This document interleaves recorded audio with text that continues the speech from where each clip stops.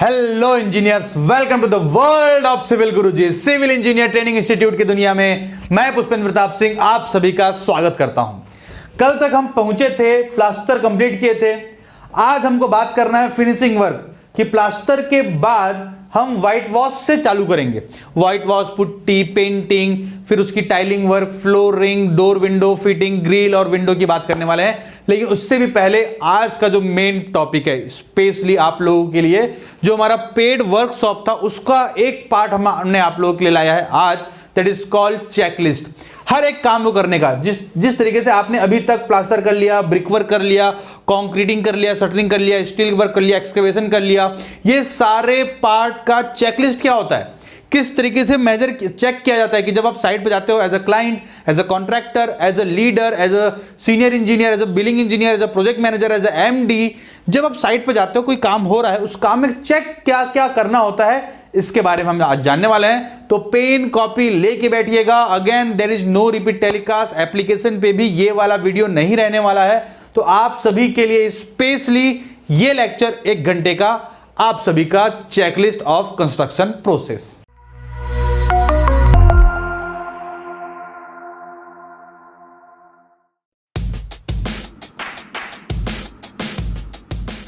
Checklist में सबसे पहला टॉपिक है safety and housekeeping.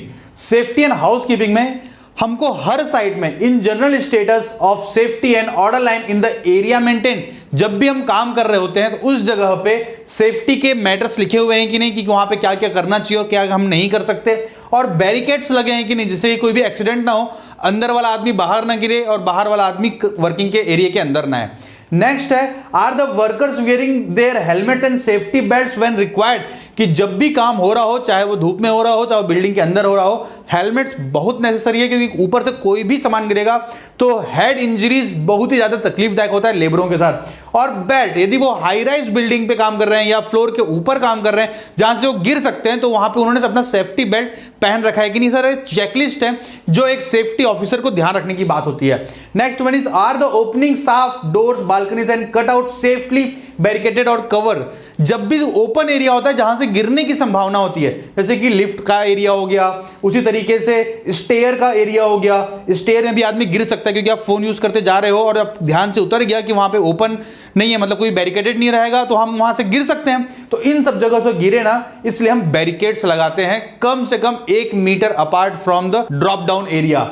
Next one is the toilet area inspected daily for cleaning. Akshay Kumar ji आ रहे हैं कि नहीं अपना हार्पिक का प्रमोशन करने आप लोगों के यहाँ, कि साइट पे 1000, 1200, 1500 लेबर्स होते हैं। प्रधानमंत्री मोदी जी चिल्ला चिल्ला के कह रहे हैं कि भैया हर घर टॉयलेट हो, हर घर शौच हो। तो जब घर घर में शौचालय बनाया जा रहा है तो साइट में भी एग्रीमेंट पे लिखा होता है कि आप बाहर जाके गंदा नहीं करोगे। तो जो 1000 व्यक्ति डेली का डेली बाहर जाके जंगल में खराब कर रहे हैं, तो उनके मल से पूरा जंगल जल ना जाए, इस कारण से हमें मोबाइल टॉयलेट रखना होता है अपने साइटों में। तो वो मोबाइल टॉयलेट रेगुलरली क्लीन हो रहे हैं कि नहीं। Next one is the ladder access area of the floor safely accessible and the ladder checks for damages, कि जिस जगह पे आपको सीढ़ी का काम करना है वहां तक सीढ़ी आसानी से पहुंच सकता है कि नहीं, और साथ ही साथ जो आपका लैडर है वो कहीं टूट रहा तो नहीं है, कि डैमेज तो नहीं हो गया है, कि वहां पे आदमी चढ़ेगा, 1 आदमी चढ़ेगा, 2 आदमी चढ़ेगा, उससे कहीं टूट तो नहीं जाएगा वो। क्योंकि पेंटिंग में लैडर्स लगाने होते हैं, जब हम कोई मटेरियल से ऊपर चढ़ा रहे होते हैं तो हमको लैडर्स लगाना होता है। तो लैडर्स जहां पे लगा रहे हैं वो एक्सेसिबल है और वो सेफली है कि नहीं, ये हमको चेक करना होता है। Next one is, all the floor tiles, granite, marble properly covered to avoid damages. जब भी मार्बल और टाइल को स्टोर करके रखा जाता है तो हमको उसको सेफली रखना होता है जिससे कि टूटे ना। नहीं तो दिक्कत क्या होता है कि जो कलर होता है ना, आपने जो मार्बल मंगाया या टाइल मंगाया वो थोड़े कम हो गए, वो लॉट कम हो गए, आपने फिर से सेम एजेंसी में सेम कोड के साथ ऑर्डर दोगे, उस कोड में भी कुछ एरर निकल जाते हैं। दोनों टाइल को आप रखोगे तो कलर सेट मैच नहीं करते, इसलिए जितना हमने इंडेंट में दे के मंगाया है वो कहीं डैमेज तो नहीं हो जा रहे हैं, इसलिए उसको सेफली स्टोर कर रखना होता है यदि हमको लंबे समय तक उसको साइट पर रखना है। तो is the cleaning taking place on daily and ordinary manner, कि हर जगह पे आपका ऑफिस हो चाहे आपका साइट हो जहां आप काम कर रहे हो डेली क्लीन हो रहा है कि नहीं। जैसे ब्रिकवर्क कर रहे हो और ब्रिकवर्क का जो डेब्रिस है वो पूरे के पूरे क्लीन हो रहे हैं कि नहीं, तो जमते जाते हैं और ब्रिकवर्क के बाद प्लास्टर होने के बाद वो और थिक लेयर बन जाता है। तो जब इन फ्यूचर जब आपको टाइलिंग वर्क करना होता है, फ्लोरिंग वर्क करना होता है, ब्रेकर से तोड़ना पड़ता है हमको, वो तो कहीं नहीं करना पड़े, इसलिए हम डेली अपने साइट को क्लीन कर रहे होते हैं। Are the debris being cleared on a daily basis and move out from of the site. जिस तरीके से साइट क्लीनिंग वाला वर्क था, उसी तरीके से जहां पे आप डेब्रिस को इकट्ठा कर रहे हो, ऐसा तो नहीं कि वहां पे जमते जा रहा है और डेब्रिस और इन फ्यूचर में बहुत बड़ी क्वांटिटी में हो जाएगा, तो उनको हम उसको रेगुलरली कॉन्ट्रैक्टर से ही काम करवाते रहे। अदरवाइज लास्ट में आपको अलग से एजेंसी लगानी पड़ेगी उस डेब्रिस को शिफ्ट करने के लिए, और उसमें एक्स्ट्रा कॉस्ट जाएगा जिसका कुछ भी बेनिफिट नहीं है, क्योंकि डेब्रिस को रिमूव करने का पैसा थोड़ी देगा गवर्नमेंट आपको। तो कोई भी क्लाइंट आपको पैसा नहीं देने वाला डेब्रिस क्लीन करने का, ये आपका ही काम होता है। तो रेगुलर होते जाएगा तो ज्यादा खर्चे नहीं लगते, कोई कॉन्ट्रैक्टर कर देता है जो कॉन्ट्रैक्टर आपका काम कर रहा होता है। Are the trenches and excavated properly barricaded. जिस जगह पे भी एक्सकवेशन हो रहा है वो पूरा का पूरा बैरिकेशन में है कि नहीं तो गाय, कुत्ते, बिल्ली, घोड़े सब वहां पे गिर जाएंगे तो एक्सीडेंट हो जाएगा। और बहुत सारे बार ऐसा देखा जाता है कि वहां पे मौतें हो जाती हैं। आपने बहुत बार सुना होगा कि बोरवेल एक्सकवेट हुआ था और वहां पे बच्चा गिर गया। रीजन क्या था? वो बैरिकेटेड नहीं था। बोरवेल 200-250 फीट नीचे एक्सकवेटेड होता है, वहां पे सोचो कोई गिर गया, उसको निकालना बहुत ही ज्यादा मुश्किल हो जाता है। इसलिए हर एक्सकवेशन एरिया पे बैरिकेशन होना ही चाहिए। Is the construction material properly stocked और removal at clean collection point. जहां पे भी आप मटेरियल रख रहे हो वो आसानी से मूवेबल है कि नहीं। ऐसा तो नहीं हो रहा है कि आपने कहीं डंप कर दिया है, अब उसको मूव करने के लिए मटेरियल पहले हटाना पड़ेगा। जैसे कि सीमेंट गोडाउन में होता है कि सीमेंट गोडाउन में सिर्फ एक साइड दरवाजा दे देते हैं, मटेरियल स्टॉक हुआ पूरा का पूरा सीमेंट, कुछ सीमेंट खत्म हुआ, फिर से दूसरी गाड़ी आ गई, फिर से दूसरा लॉट रख लिया, और जो पीछे वाला लॉट रहता है वो निकाल ही नहीं पाते। तो हमको ये चेक करना होता है कि सारे मटेरियल एक्सेसिबल हैं कि नहीं, उसको आसानी से निकाला जा सकता है कि नहीं। जो भी एंगल्स के मेंबर हो, जो भी स्टील है, एल्यूमिनियम है, वो हॉरिजॉन्टल सरफेस में रखना चाहिए, स्टील है वो वुडन ब्लॉक के ऊपर रखना चाहिए, सीमेंट के लिए कम से कम 200 mm का हाइट होना चाहिए, चारों साइड से कवर होना चाहिए। हर एक पार्ट को रखने का एक स्टैंडर्ड पैटर्न है, वो उस तरीके से आपके साइट पे रखाया जा रहा है कि नहीं। Next one is are warring and direction sign board readable and recognise clean and orderly fixed. कि जहां पे भी साइन बोर्ड है वहां के कॉमन लैंग्वेज में लिखा होना चाहिए। कि आप हिंदी भाषी एरिया में काम कर रहे हो तो इंग्लिश में लिखोगे तो चलेगा, लेकिन साथ ही साथ आपको हिंदी में भी होना चाहिए जिससे कि लेबर के लिए इजीली रीडेबल हो। और जब आप साउथ एरिया में जाओगे तो वहां तो हिंदी नहीं आती लोगों को, तो साउथ का कॉमन लैंग्वेज आपके साइन बोर्ड्स में लिखा हुआ है कि नहीं, ये हमको ध्यान देना बहुत जरूरी होता है। Next one is the scaffolding safely erected incurred and the building and properly supported at bottom. जब भी आप इसको निकाल रहे हो स्कैफोल्डिंग को, जैसे कि स्लैब है तो स्लैब में जब हम स्कैफोल्डिंग निकाल देते हैं, पूरा शटरिंग निकाल देते हैं, उसके बाद भी हम स्कैफोल्डिंग को लगा के रखते हैं। एंड जब ये जो स्कैफोल्डिंग आप आउटर साइड पे लगा रहे हो, आप बाहर का ब्रिकवर्क कर रहे हो या फिर पेंटिंग का काम कर रहे हो या प्लास्टर का काम कर रहे हो आउटर साइड में, तो जो बैरिकेड्स हैं स्कैफोल्डिंग के वो फाइनली क्लोज होने चाहिए एंड टू एंड, अदरवाइज पूरा स्कैफोल्डिंग बिल्डिंग छोड़ के गिर जाता है बाहर। तो ये जो स्कैफोल्डिंग है वो प्रॉपर्ली चारों साइड से एंकर है कि नहीं, पकड़े हुए हैं कि नहीं वो एक दूसरे को, किसी भी एक हार्ड स्टेटा या कह सकते हैं कि कोई फिक्स्ड रिजिड बॉडी को, फिक्स्ड जॉइंट जो अपन बात करते हैं ना बीम पे, उसी तरीके से वो कंप्लीटली फिक्स्ड है कि नहीं आपके स्कैफोल्डिंग। अब बात करते हैं हमारे नेक्स्ट टॉपिक पे। ये तो रहा कुछ सेफ्टी के पॉइंट्स। अब हम बात करते हैं कि जो भी काम हम एग्जीक्यूट करेंगे, जैसे कि एंटी टर्माइट ट्रीटमेंट, तो लैंड ट्रीटमेंट का काम करते हुए कौन कौन से चेकलिस्ट होते हैं, हम उसके बारे में बात करते हैं हमारे नेक्स्ट स्लाइड में।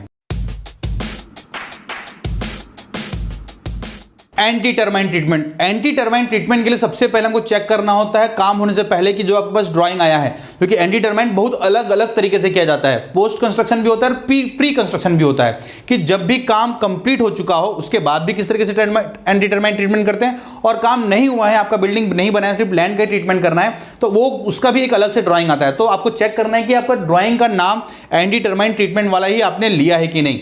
Next one is pre execution check. काम होने से पहले क्या क्या चेक करना है, तो सबसे पहला है ये कि has the area been level rammed and well compacted. जिस जगह पे भी किया जा रहा है, हम लूज सॉइल पे एंटी टर्माइट नहीं करते, वो टोटली कॉम्पैक्टेड है कि नहीं, पूरा हार्ड स्टेटा पे ही हम एंटी टर्माइट ट्रीटमेंट करते हैं, जिससे कि पूरा जो सॉइल है वो बंजर हो जाए, वहां पे किसी भी तरीके का न्यूट्रिशन डेवलप ना हो, क्योंकि नमी आएगा, फाइनल है बरसात होगा तो सॉइल में नमी आएगा ही, तो जब वो नमी आए तो वहां पे कोई भी रूट्स डेवलप ना हो, कोई भी न्यूट्रिशन डेवलप ना हो, क्योंकि उस न्यूट्रिशन को खाने के लिए टर्माइट आते हैं और वो टर्माइट लकड़ियों को खत्म कर देते हैं अपने अस्तित्व में। इसलिए हम लैंड को बंजर बना देते हैं ताकि वहां पे कोई भी तरीके का कोई भी डेवलपमेंट ना हो।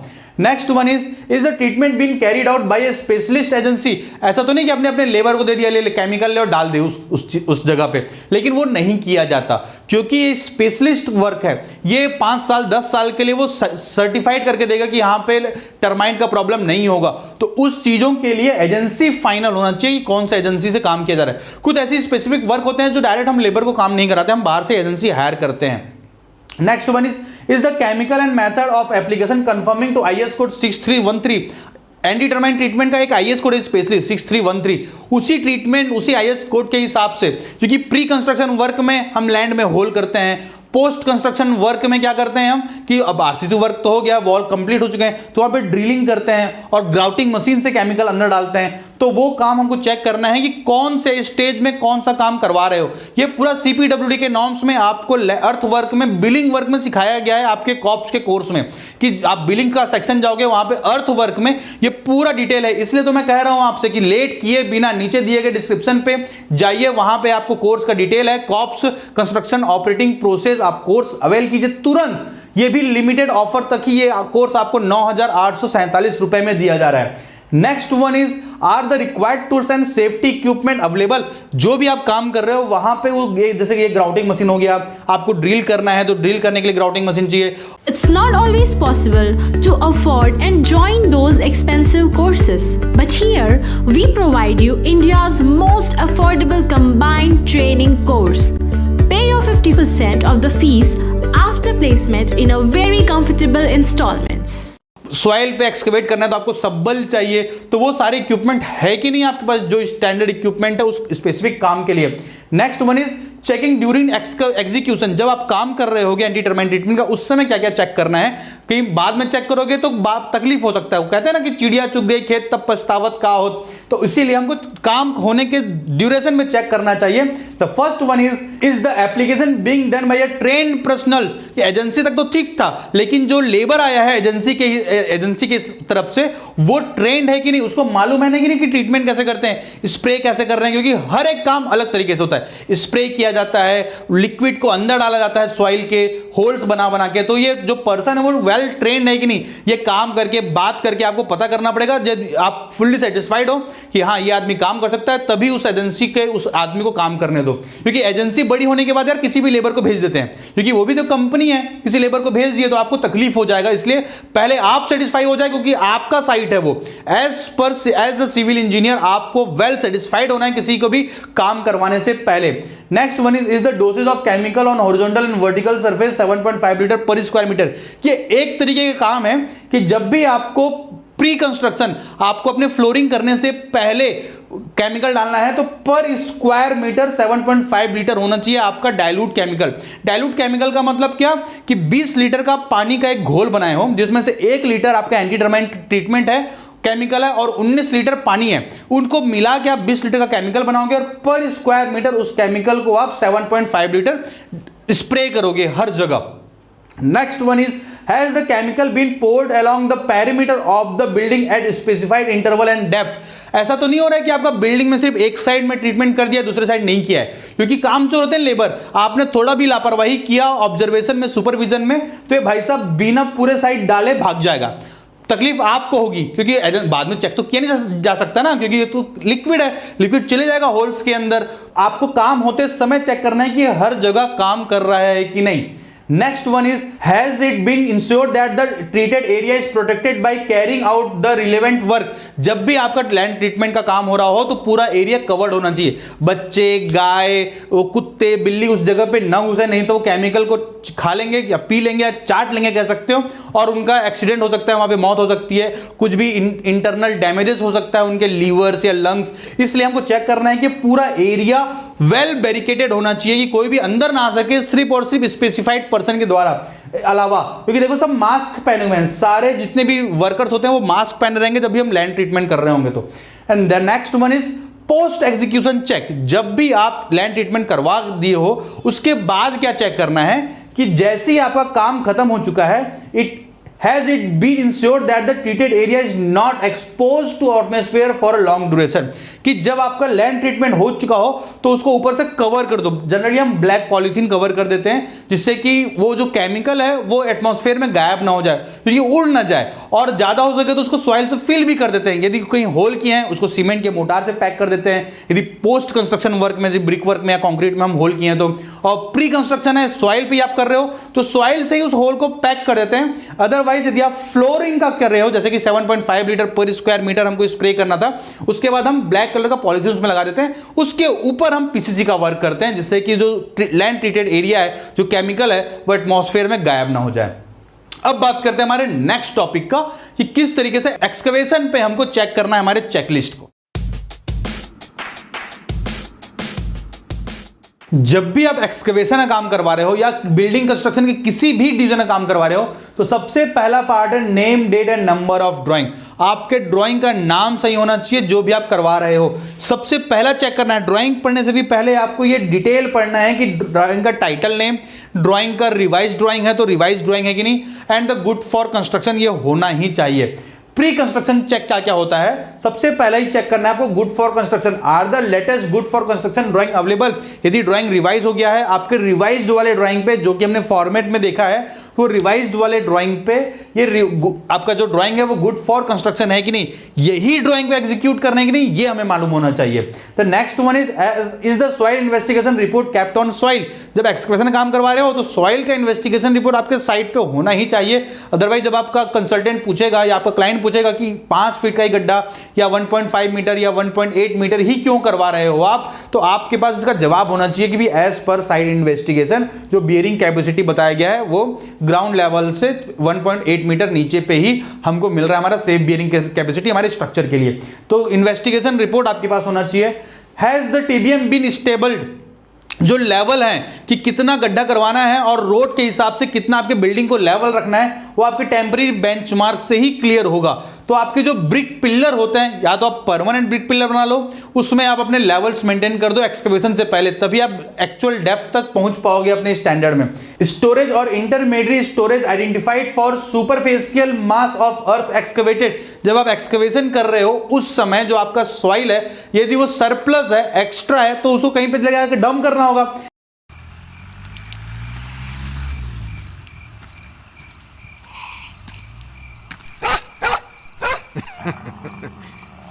और जनाब क्या चल रहा है? जनाब हिंदुस्तान में तो सिविल गुरुजी चल रहा है।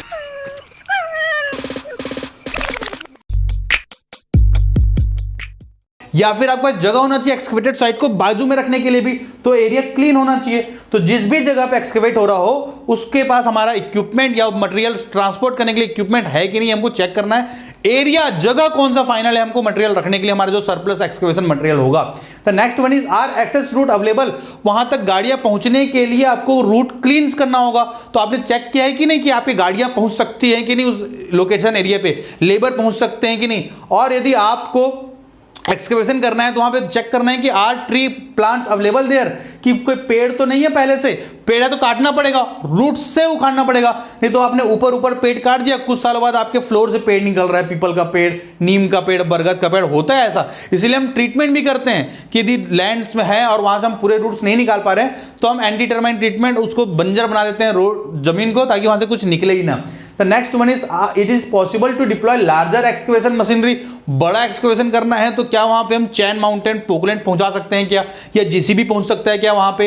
यदि पॉसिबल है तो ये हमको पहले से ही करना है। ऐसा नहीं कि हमने पोकलैंड को ऑर्डर दे दिया और गाड़ी आगे साइड में खड़ी हो गई और पता चल रहा है हम गाड़ी नहीं पहुंचा पा रहे हैं हमारे एक्सकवेशन साइट पे। तो ये पहले से ही चेक करना है। इसी के साथ इज अ रैम्प और व्हीकल मूवमेंट रिक्वायर्ड, क्योंकि जब एक्सकवेशन होकर नीचे पहुंच जाएंगे तो यहां से गाड़ियां निकलेगी कैसे, तो हमने रैंप बनाया है कि नहीं। सब बहुत बार होता है यार कि एक्सकवेशन कर दिया गाड़ी नीचे ही छूट गई, अब उस गाड़ी को बाहर निकालने के लिए हमको अलग से मेहनत करना पड़ रहा है पूरा रैंप बनाने का। तो काम होते जा रहा है और आप रैंप डेवलप करते जा रहे हो, ये प्रैक्टिकली प्रॉब्लम है, मैक्सिमम साइट पे होता है। आपको ये पहले से ही चेक करना होता है, इसी को हम बोलते हैं एक्सपीरियंस। काम करते करते आपको सीखने से अच्छा है कि आप पहले से सीख के काम करो। तो ये चेकलिस्ट यदि आपके पास होगा पूरे के पूरे कंस्ट्रक्शन प्रोसेस के साथ, तो आपको कहीं भी प्रॉब्लम नहीं होने वाला है।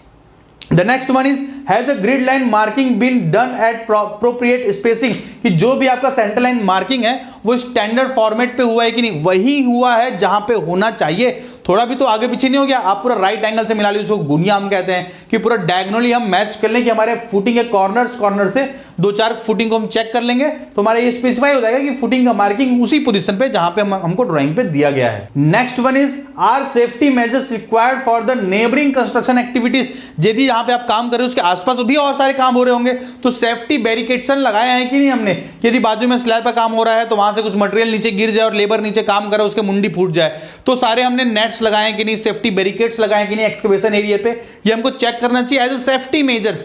प्री चेकिंग वर्क है, काम करवाने से पहले चेक करना है आपको।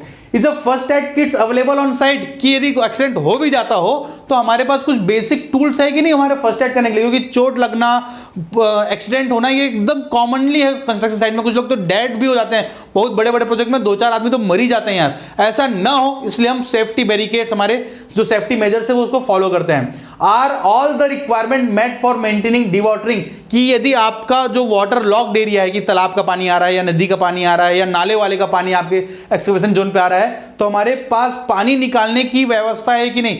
उसी के साथ साथ कि आपको पंप लगाने का जगह हो रहा है कि नहीं वहां पे, कि वहां पे इलेक्ट्रिक पंप लगाना है कि डीजल पंप लगाना है कि पेट्रोल का पंप लगाना है, कौन सा पंप आपको आपके साइट पे चाहिए, उसका व्यवस्था, उसको रखने का व्यवस्था, उसकी पाइप का व्यवस्था, उसकी पानी को बाहर फेंकने का व्यवस्था, पूरा का पूरा व्यवस्थित है कि नहीं, हमको चेक करना होता है कंस्ट्रक्शन से पहले ही।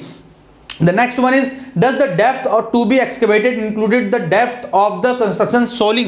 जो कंस्ट्रक्शन का डेप्थ है वो कंस्ट्रक्शन सोलिंग इंक्लूडेड है, जो आपके ड्राइंग पे दिया है, चेक करना है हमको कि जो डेप्थ दिया गया कंस्ट्रक्शन का वो सोलिंग के इंक्लूडेड है या एक्सक्लूडिंग है। कि हम जो फुटिंग का साइज है वो डेप्थ दे देता है, लेकिन उसके नीचे का 100 mm पीसीसी, उसके अंदर उसके नीचे कुशन, और यदि और लूज सॉइल है तो हमको सोलिंग भी करना होता है। तो वो सारे डेप्थ ड्राइंग पे पहले से मेंशन्ड है कि नहीं, ये हमको चेक करना होता है before excavation. Next one is, has the consultant inspected at the site before commitment of work, कि कंस्ट्रक्शन वाला जो कंसल्टेंट है आपका, जो आपको ड्राइंग प्रोवाइड कर रहा है या जो मॉनिटरिंग कर रहा है, जिसको पीएमसी भी कहते हैं हम, वो आपके साइट पे आके इन्वेस्ट करके जा चुका है कि नहीं, कि भैया अब अलाउ कर दिया एक्सकवेशन के लिए। नहीं तो वहां पे कुछ पहले से यदि मटेरियल पड़ा होगा तो उसको डंप करवाने के लिए कहां पे डंप कराया जाएगा, ये कंसल्टेंट या क्लाइंट बताएंगे आपको कि कहां पे आपके मटेरियल को डंप करना है। हो सकता है वहां पे पहले से कोई एक्सकवेटेड एरिया हो, वहां पे वो चाहता हो कि यहां से जो एक्सकवेशन का मटेरियल निकले वो उस स्पेसिफिक जोन पे ही जाके डंप हो।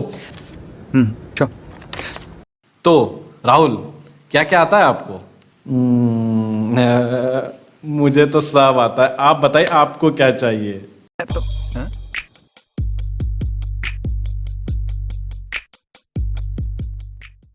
पता चला आपको वो बोल रहा था राइट साइड डंप करवाना है और आपने उससे पूछा नहीं और एक्सकवेशन एरिया उठा के लेफ्ट साइड कहीं रख दिया। उसके बाद उसको तो डलवाना कहाँ है, राइट साइड के एक्सकवेटेड पीट पे, तो वो पूरा मटेरियल फिर से आपको उठा के रखना पड़ेगा, तो आपको लेबर कॉस्ट बढ़ जाएगा। उसको पहले से डिक्रीज करने के लिए और एकदम मेंटेन प्रोसेस कंटिन्यूस होते जाए एक के बाद एक, तो कंसल्टेंट का डेली फॉलोअप जरूरी है कि वो डेली आए आपके साइट पे काम होने से पहले चेक करके जाए। And the next one is, are the required tools available, construction के हर एक इक्विपमेंट आपके पास अवेलेबल है कि नहीं, चाहे वो मटेरियल शिफ्ट करने के लिए हो, धमेला तसला मटेरियल हो, या जेसीबी है तो ट्रकें होना चाहिए, वहां तक आने के लिए रैंप होना चाहिए, हर एक व्यवस्था पहले से इक्विपमेंट्स अवेलेबल है कि नहीं। The next one is, checks during excavation, काम होते होते क्या चेक करना चाहिए, has the block level register been maintain, कि आपके साइट पे जब एक्सकवेशन हो रहा है तो आपके पास व्यवस्था होना चाहिए लेवल्स मेंटेन करने के लिए, आपका रजिस्टर कि एनजीएल कितना है और एक्सकवेशन पीट का लेवल कितना है। यदि उसने बोला है 2 मीटर ही एक्सकवेशन होना चाहिए इंक्लूडिंग सोलिंग, तो 2 मीटर से ज्यादा आपका एक्सकवेशन नहीं होना चाहिए, अदरवाइज आपको वहां पे फिर से सोलिंग करना पड़ेगा एक्स्ट्रा, क्योंकि सॉइल डालोगे तो लूज रहेगा, लूज सॉइल के ऊपर आप अपना स्ट्रक्चर खड़ा करोगे तो हो सकता है वो थोड़ा सा टिल्ट हो जाए, 1 mm का भी टिल्ट, 2 mm का भी टिल्ट हो जाएगा, तो आपके स्ट्रक्चर में फेलियर हो सकते हैं, क्रैक्स डेवलप हो सकते हैं। इसलिए एग्जैक्ट वही डेप्थ अचीव होना चाहिए जो हमको ड्राइंग पे दिया गया है। The next one is, are the layout alignment as per drawing, जितना भी आपने लेआउट किया है वो ड्राइंग के हिसाब से है कि नहीं,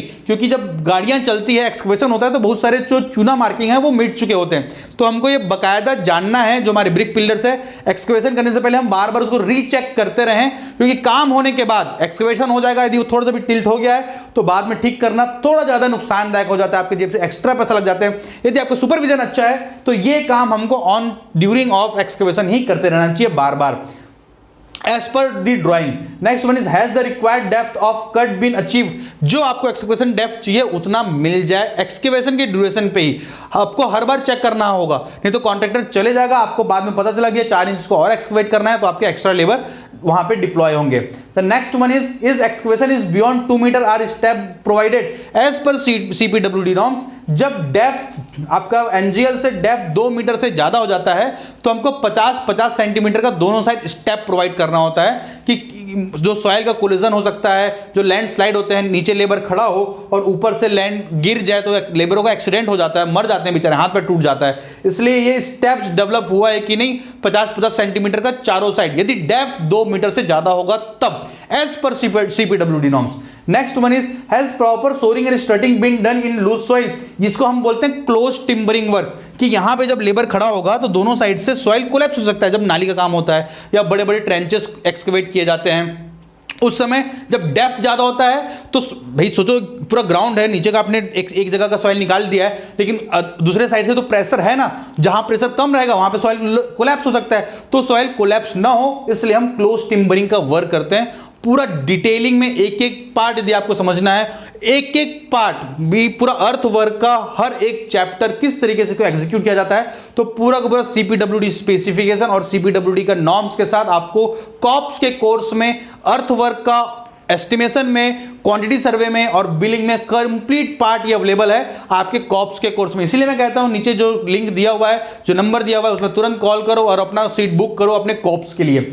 next one is the excavation barricaded at the distance of 1 metre. जिस जगह पे भी एक्सकेवेशन हो रहा है उसके 1-1 मीटर दूर तक बैरिकेशन होना चाहिए, नहीं तो कुछ भी एक्सीडेंट हो सकते हैं इन फ्यूचर। गाड़ियां गिर सकती हैं, लेबर गिर सकते हैं, जानवर वहां पे गिर सकते हैं, हो सकता है आपका कुछ इक्विपमेंट ही गिर जाए, वो डैमेज हो जाए, इसलिए हम बैरिकेशन लगा के चलते हैं। Next one is has the point of height indicator been installed. जब भी एक्सकेवेशन हो रहा होता है तो अल्टीमेट इसी को पता होना चाहिए ना जेसीबी ऑपरेटर को कि भैया कितना एक्सकेवेशन हो रहा है, तो हम इसके जो बूम है जेसीबी का बूम, उसमें पॉइंट इंडिकेटर लगा देते हैं कि इस बूम को कितना नीचे तक को ले जाना है।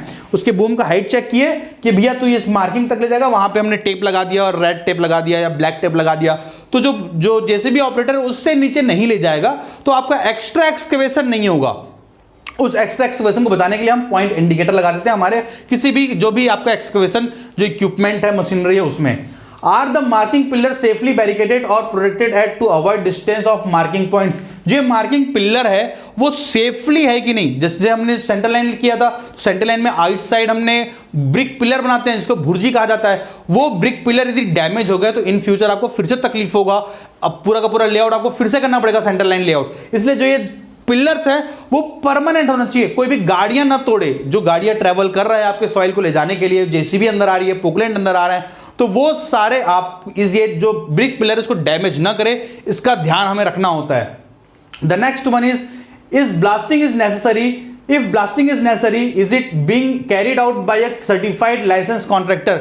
ऐसा ना हो कि कहीं पे ब्लास्टिंग करना हो, क्योंकि बहुत बड़े बड़े पत्थर भी होते हैं हमको नीचे में मिलते हैं, तो हमको ब्लास्ट करना होता है। ब्लास्ट करने के लिए कुछ लोकल कॉन्ट्रैक्टर क्या करते हैं, वो फटाके दुकान वाले से बारूद मंगा लेते हैं और ड्रिल करके खुद ही बारूद लगा देते हैं। इससे बहुत बार एक्सीडेंट भी हो जाता है। वो एक्सीडेंट इसलिए कि आपने जहां पे बारूद लगाया उसके आसपास यदि बिल्डिंग है, आपने ज्यादा बारूद लगा दिया तो बाजू वाले बिल्डिंग पे क्रैक डेवलप हो जाएंगे। तो इसके लिए भी एकदम स्पेसिफिक लाइसेंस कॉन्ट्रैक्टर ही हो कि जो पूरी जवाबदारी ले उस ब्लास्टिंग का, कि इस ब्लास्टिंग से होने वाले सारे नुकसान मेरे होंगे।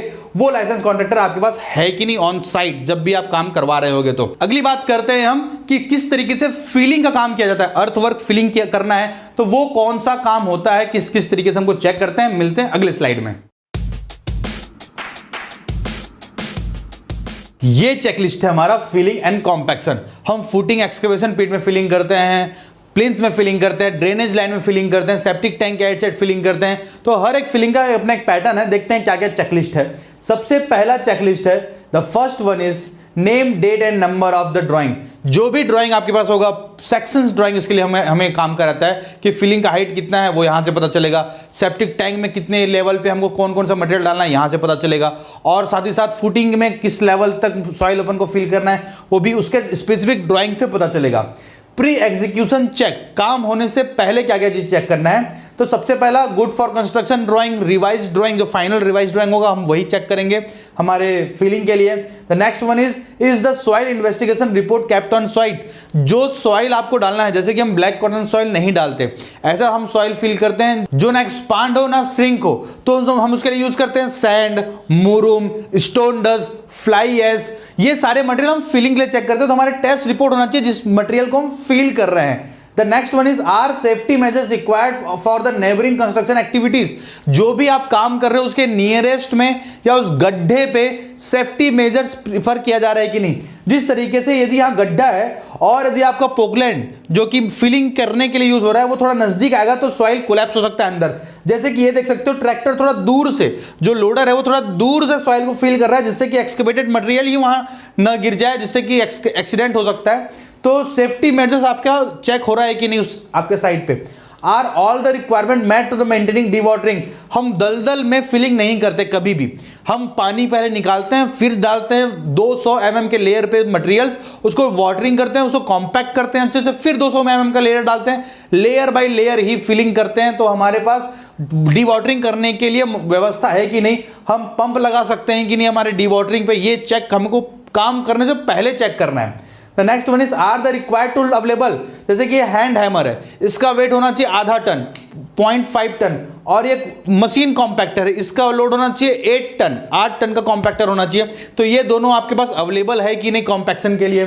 Next one is checking during execution. काम करते वक्त क्या चेक करना है हमें, तो काम के समय is the compacting of the backfilling earth done by the appropriate method. तो इसके लिए इससे पहले हमको अप्रोप्रिएट मेथड पता होना चाहिए कि किस तरीके से हम फिल करते हैं। तो हम 200 की लेयर में फिलिंग करते हैं, 200 mm, 200 mm, 200 mm, 200 mm। मतलब यदि हमने 2 मीटर का एक्सकेवेट कर रखा है तो हम 10 लेयर डालेंगे, पहले 200 mm का लेयर डालेंगे, फिर उसमें कॉम्पैक्ट करेंगे हम आधे टन के हैमर से, फिर 200 mm का लेयर डालेंगे, फिर कॉम्पैक्ट करेंगे, फिर 200 mm का लेयर डालेंगे, फिर कॉम्पैक्ट करेंगे। ये एक स्टैंडर्ड पैटर्न है, लोग फॉलो नहीं करते, इसलिए फ्यूचर में जाके क्रैक्स डेवलप हो जाते हैं। क्योंकि फाइनल सेटलमेंट तो होगा सॉइल का, जब बारिश होगा उस पर लोड आएगा तो फाइनल सेटलमेंट होने के बाद जो बिल्डिंग में क्रैक डेवलप होते हैं ना, आपने हेयर क्रैक देखा होगा, उस सारे क्रैक्स को बचाने के लिए compaction very necessary to maintain by 200 by 200 mm layer. ये सारे जो मैं नॉर्म्स बताऊंगा वो एज पर CPWD लोगों ने रिसर्च किया है, उसको मेथड बनाया है और वही method all over the India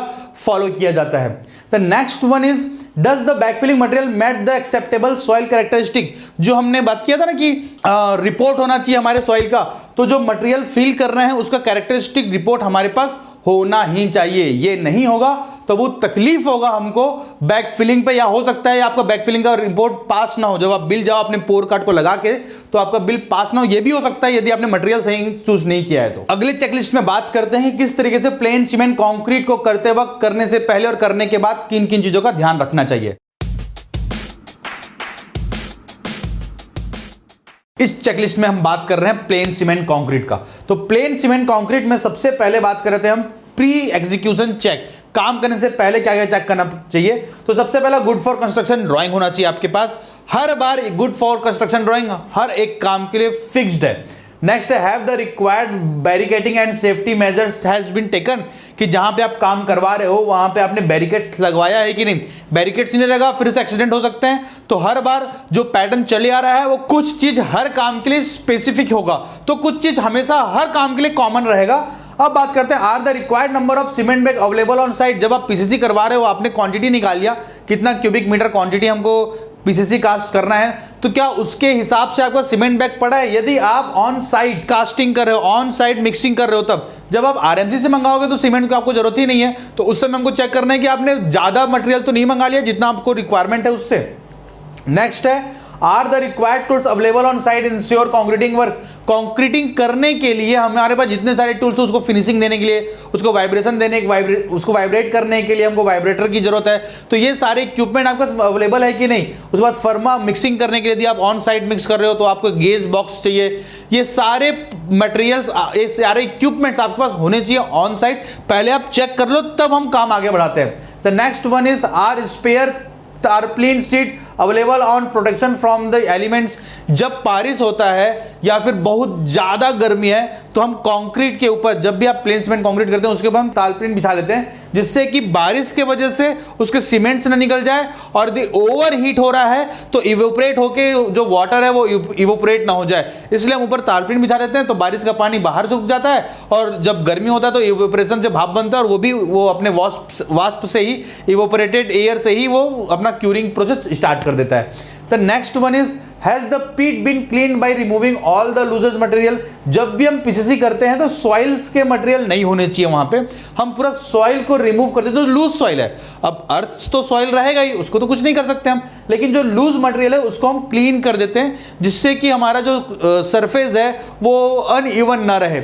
और साथ ही साथ जो compact has the compacted pit water and removed for better compacted strata, जो आपका एक्सकवेशन पिट होगा उसको आप हाफ टन, हैंड रैमर है ये तो आधा टन, 0.5 टन का हिसाब से हम उसको कॉम्पैक्ट करते हैं जिससे कि ये ज़्यादा परेशानी ना हो, ज़्यादा हमको तकलीफ ना हो इस एरिया पे। The next one is has the anti termite treatment been done? जब हमें pre construction anti termite treatment करना होता है तब हम प्लेन सीमेंट कंक्रीट के पहले टर्माइन ट्रीटमेंट हो जाना चाहिए, तब हम उसके ऊपर पीसीसी करेंगे। The next one is checking duration execution, जब आप काम कर रहे होगे तब क्या क्या चेक करना है। All the labour wearing gum boot while concreting, gum boot पहनना जरूरी नहीं तो पैर खराब हो जाते हैं बेचारे लेबरों के। Is the right grade of concrete mix used, जो आपका ग्रेड है चाहे M15 हो चाहे M10 हो प्लेन सीमेंट कॉन्क्रीट का, वही ग्रेड यूज कर रहे हैं कि नहीं। आपके गेज बॉक्स के हिसाब से यदि 1:2:3 है तो 1 gauge box cement, 2 gauge box sand और 4 गेज बॉक्स कॉन्क्रीट, 1:2:4 M15 का रेशियो है तो गेज बॉक्स के हिसाब से आपका कॉन्क्रीट बन रहा है कि नहीं। The next one is has the level of PCC been maintain, जो आपका पीसीसी का लेवल है चारों साइड बराबर है क्या, इसको चेक करने के लिए हम क्या करते हैं, एक रॉड ले लेते हैं, रॉड के स्टार्टिंग पे, जैसे ये रॉड हो गया तो रॉड के स्टार्टिंग पे यदि 100 mm का पीसीसी करना है तो 100 mm का पीसीसी में इसको बाइंडिंग वायर बांध देंगे और उस रॉड को नेल्स को गड़ा गड़ा के देख लेते हैं कि हमारे पास लेवल्स मेंटेन हो रहा है कि नहीं। ऐसा तो नहीं कि कम ज्यादा हो जा रहा है तो भी तकलीफदायक है, हम इस प्लेन स्ट्रेटा के लिए डेवलप कर रहे हैं तो लेवल्स मेंटेन करते रहना है जब हम काम कर रहे होते हैं। On time of execution has the post execution check, जब काम होने के बाद सबसे अल्टीमेट वर्क है वो तो has it is been ensured that the curing gun bag is provided and curing done, जो गनी बैग है वो डाला गया है कि नहीं, क्योंकि क्यूरिंग नहीं होगा तो किसी भी कंक्रीट का कोई लाइफ ही नहीं होता। जैसे कि बच्चा पैदा होने के बाद माँ का दूध चाहिए, उसी तरीके से कंक्रीट कास्ट करने के बाद उसका सेटिंग टाइम अपडेट होने के बाद हमको इसमें वाटरिंग जरूरी है, क्यूरिंग जरूरी है। नहीं करेंगे तो कंक्रीट भी उसी तरीके से खत्म हो जाएगा जैसे मां का दूध नहीं मिलने से बच्चे खत्म हो जाते हैं। अगले स्लाइड में हम बात करेंगे रेनफोर्स सीमेंट कंक्रीट के बारे में कि आरसीसी वर्क करते समय हमें क्या क्या गाइडलाइन की जरूरत पड़ती है।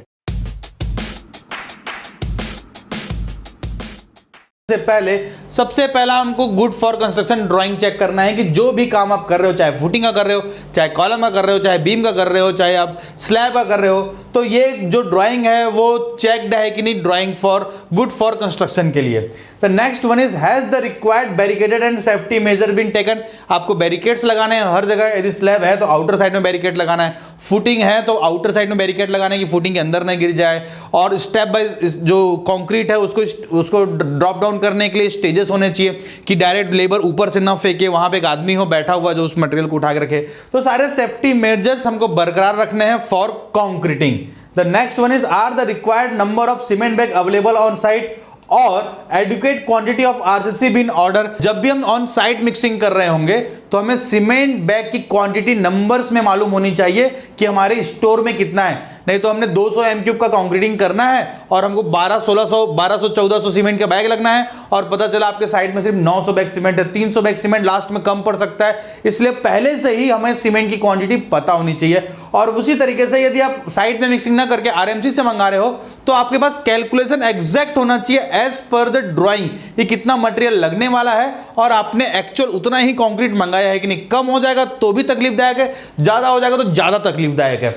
Next one is are the required tools available at site to ensure concrete work, हमको हमारे इस कंक्रीट को ट्रैवलर होना चाहिए, मिक्सर मशीन होना चाहिए, वाइब्रेटर होना चाहिए, हर एक इक्विपमेंट जो कंक्रीटिंग के प्लेसिंग से लेके कंक्रीटिंग के फिनिशिंग तक के लिए जो इक्विपमेंट जरूरत हो वो हमारे पास कंक्रीटिंग करने से पहले हमको चेक कर लेना चाहिए कि हमारे पास है कि नहीं। साथ ही साथ have the vibrator been check before start of the concrete, आप वाइब्रेटर के बाद चला के भी देख लो, क्या पता हो चल ही नहीं रहा हो कि रखाया तो है लेकिन कहानी उसकी खराब हो चुकी है वाइब्रेटर की, वो काम ही नहीं कर रहा है, तो वाइब्रेटर को हम साइड में रख देते हैं और वो सब कुछ और अजीब अजीब तरीकों से उसको वाइब्रेट करने की कोशिश करते हैं, जो बाद में हनीकॉम्ब का प्रॉब्लम झेलना पड़ता है। इसलिए वाइब्रेटर पहले चेक हो जाना चाहिए कंक्रीटिंग करने से।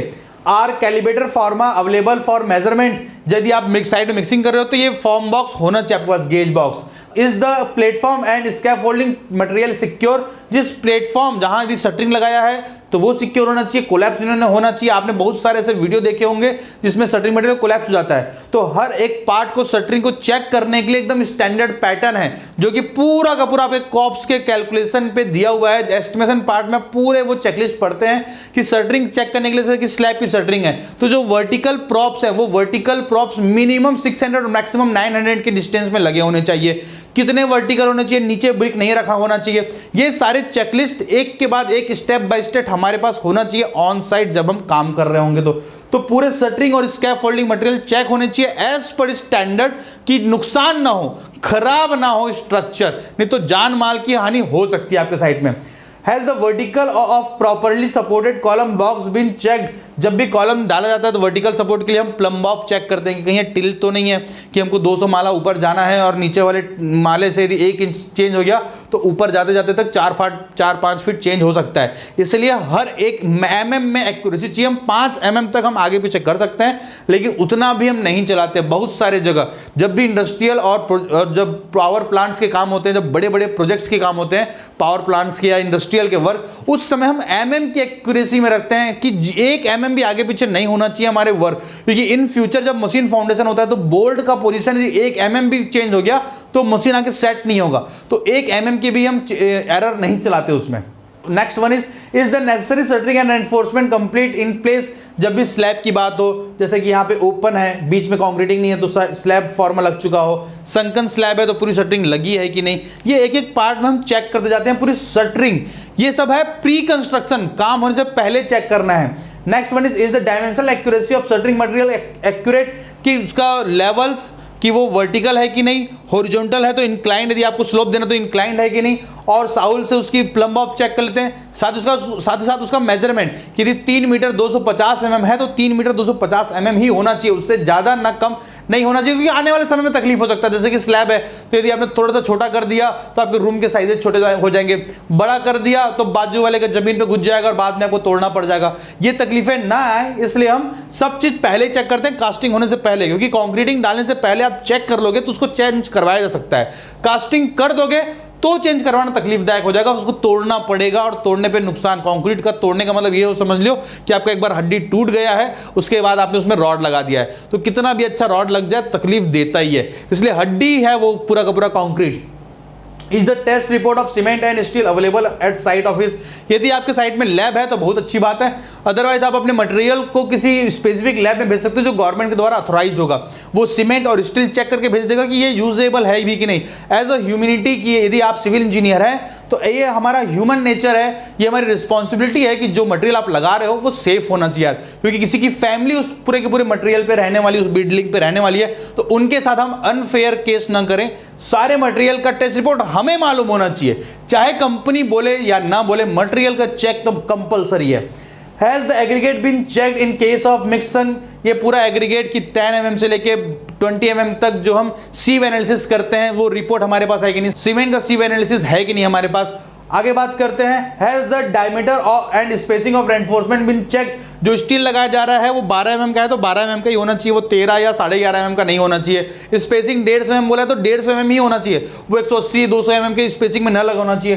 कवर ब्लॉक्स प्रॉपर स्पेसिंग में लगा होना चाहिए जिससे कि कोरोजन ना हो इन फ्यूचर में, क्योंकि ज़्यादा बाहर हो जाएगा, कंक्रीट के आसपास हो जाएगा तो कोरोजन हो सकता है, इसलिए कवर्स प्रॉपर मेंटेन होने चाहिए हर एक सेक्शन पे। Has the sequence of concreting being planned and sufficient labour deployed, पूरा का पूरा जो कंक्रीट का प्रोसेस है, जैसे कि एक स्लैब है तो कहां से स्टार्ट होगा, जैसे कि ये कॉलम है तो कॉलम पे कहां से मटेरियल आएगा और कहां से डाला जाएगा, ये प्लान है कि नहीं।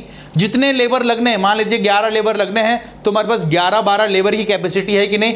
कम लेबर हो जाएंगे तो आउटपुट नहीं निकलेगा, हमको जबरदस्ती ज़्यादा देर तक वहाँ खड़ा रहना पड़ सकता है या मटेरियल ज़्यादा देर तक इंगेज रहेगा। तो लेबर के डिप्लॉयमेंट हमें पता होना चाहिए कितने लेबर रिक्वायर्ड है और उतने ही लेबर वहाँ पे साइट पे होने चाहिए। आर स्पेयर हसन क्लॉथ और tarpaulin set available as protection for the elements, जब हम कंक्रीटिंग कर लेते हैं, जैसे कि हमने पीसीसी में भी बात किया था कि हमारे पास तारप्लिन का सीट या फिर कह सकते हो हसन स्पेयर प्लास जो गनी बैग कहते हैं, वो हमारे पास होने चाहिए कवर करने के लिए, बारिश से बचाने के लिए और ओवर हीट से बचाने के लिए। ओवर हीट होने के कारण सीमेंट पहले सेट हो जाता है और पूरा का पूरा कंक्रीट वीक हो जाता है, इसलिए हमारे पास कवर करने के लिए पोजीशन होना चाहिए ताकि हम उसको कवर कर सकें। चेक ड्यूरिंग एग्जीक्यूशन, काम करते वक्त क्या क्या होना चाहिए हमारे पास। Are all the labour wearing gum boot while concreting, gum boot होने चाहिए, नहीं तो लेबर के पाँव में छाले पड़ जाते हैं। यदि सेफ्टी इंजीनियर है वहां पे तो आपको फाइन लगा देगा।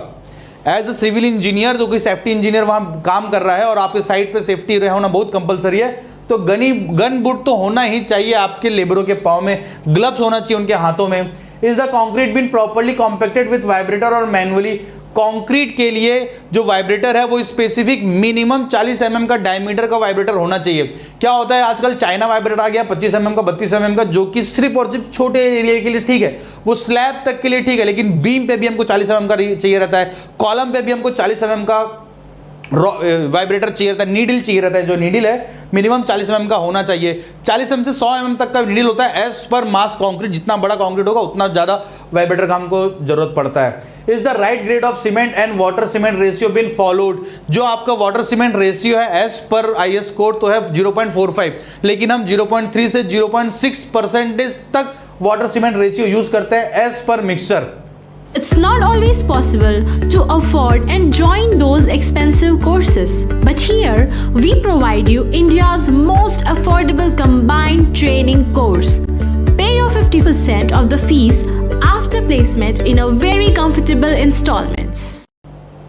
Has the admixer in being added, अब बहुत सारे एडमिक्सर भी होते हैं, जैसे कि सबसे पहला एडमिक्सर तो वाटर प्रूफिंग ले लिए हम, कि वाटर प्रूफ करने के लिए हमको एडमिक्सर यूज करना पड़ता है। एक फाइबर रेनफोर्समेंट आता है जिसको हम रिक्रॉन फाइबर कहते हैं, वो हमको यूज करना होता है एज एडमिक्सर।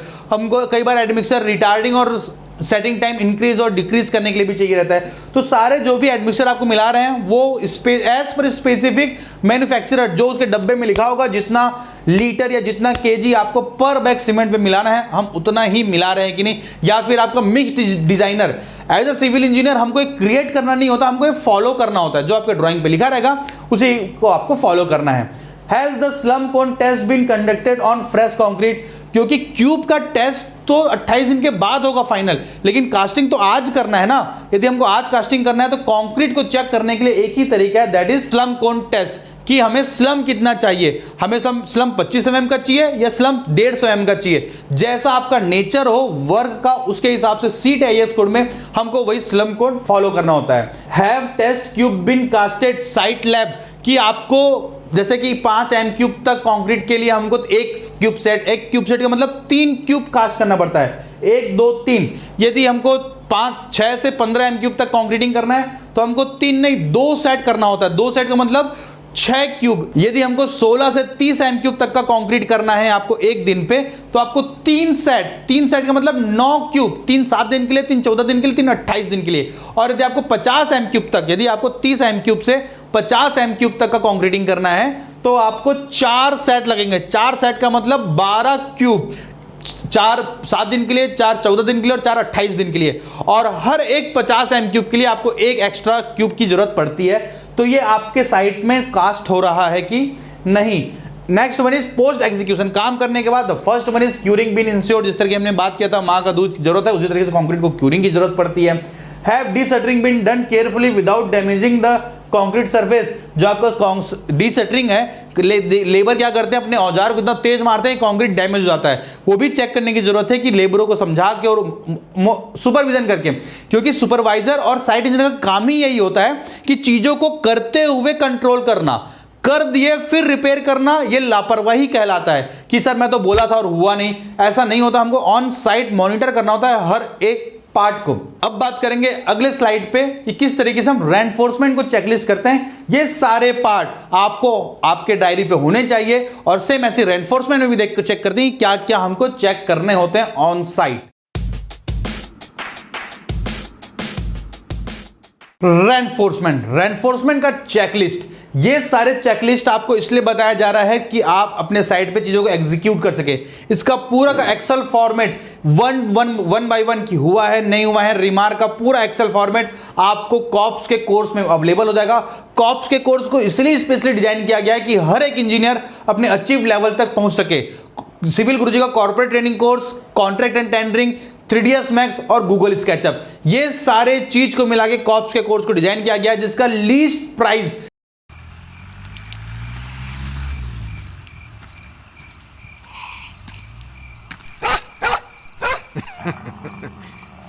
और जनाब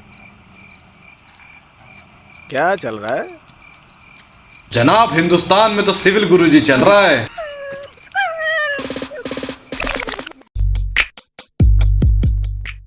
सिर्फ ये दिवाली ऑफर के लिए 9,847 रुपए रखा गया है, सिर्फ और सिर्फ आप लोगों के लिए। आपके वर्कशॉप पे खत्म होते तक आपका वर्कशॉप खत्म हो गया, ये अपने ओरिजिनल प्राइस में ही आपको फिर बाद में मिलने वाला है। इसलिए अभी मौका है, तुरंत जाके वर्कशॉप खत्म होते ही तुरंत फोन लगाओ और अपना सीट बुक करो कॉप्स के कोर्स के लिए। कंस्ट्रक्शन ऑपरेटिंग प्रोसेस, पूरे कंस्ट्रक्शन का ऑपरेटिंग प्रोसेस सीखना है तो this is the one and only place. वापस आते हैं। Are test result of bar available at site before starting the fabrication work. Steel use करने से पहले हमको उसका टेस्ट रिजल्ट होना ही चाहिए।